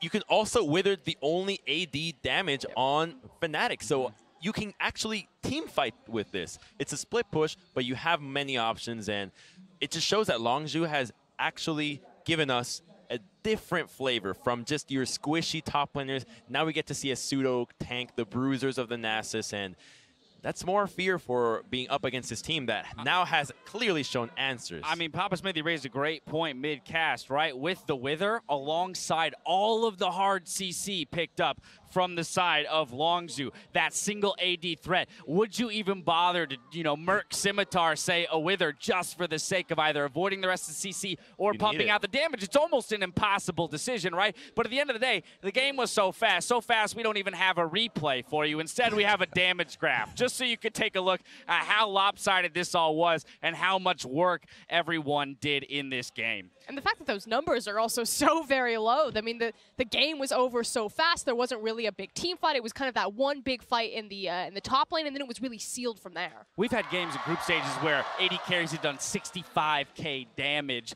as an individual. The highest damage in this game doesn't even top 10K. That's how fast it was. And the cool thing about it, okay, sure, the damage, not a single member hits over 10K, but this means that this game, because it was so clinical, we get, as analysts, the satisfaction of knowing that you can have a completely one-sided game with pretty much no action. You don't need kills, you don't need damage. It's all about pressure. It's all about knowing how to strike the right objectives with the proper composition. And Longzhu showed that against a team that is unwilling to look into their play style, they will just dismantle. My final question to you, Azale, is now that Longzhu moves to 3-0 and they can bring out picks like this, dismantle teams like this, what does this do to the rest of the group and how they approach Longzhu moving forward? I mean, it's a really scary team. We did see some weakness in their game against Immortals. Immortals show that they are able to be attacked somewhat, but they're such a strong team. Their decision-making is fantastic. It's very hard to attack them in pick ban because they're so diverse. And on the other side of the table for Fnatic, that means they are 0-3. No team has ever made it out of groups at Worlds when starting 0-3.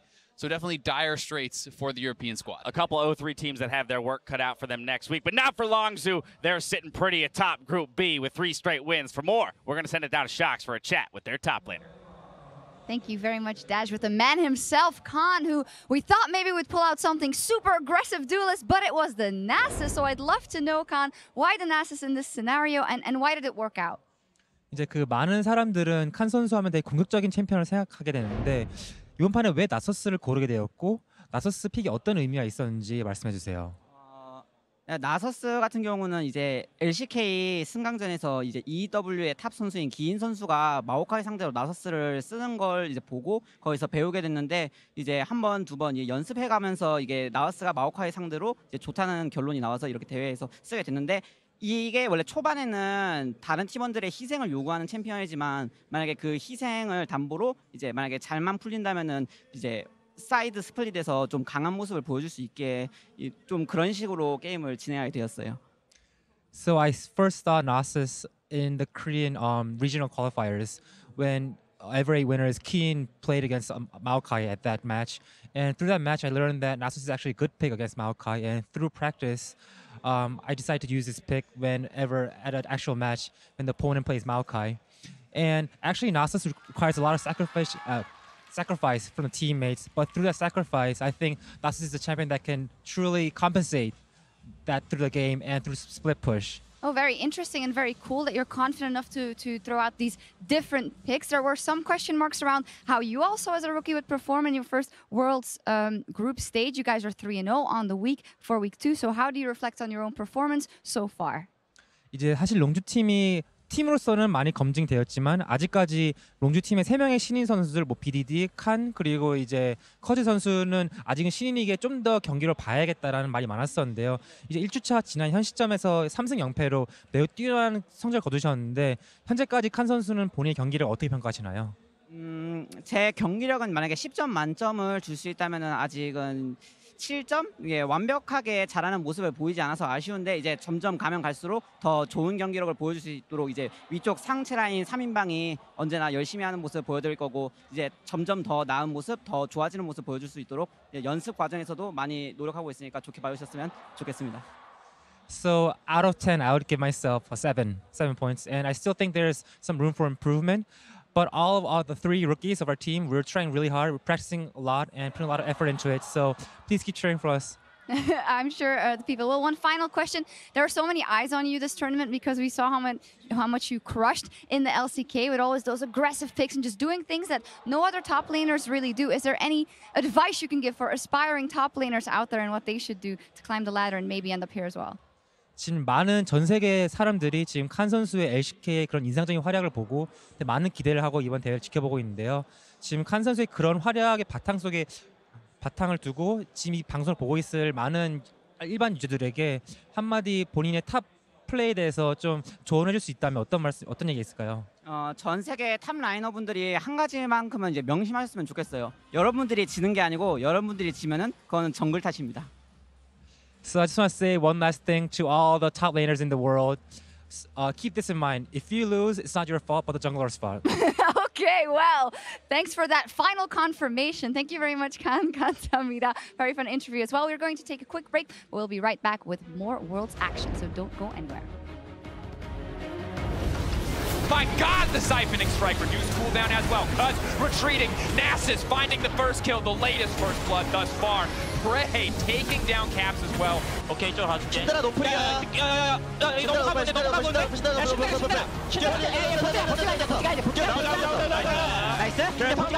There is nothing in the toolkit. All they see is Nasus in front of them. This game is the story of Khan farming it up and bringing it home.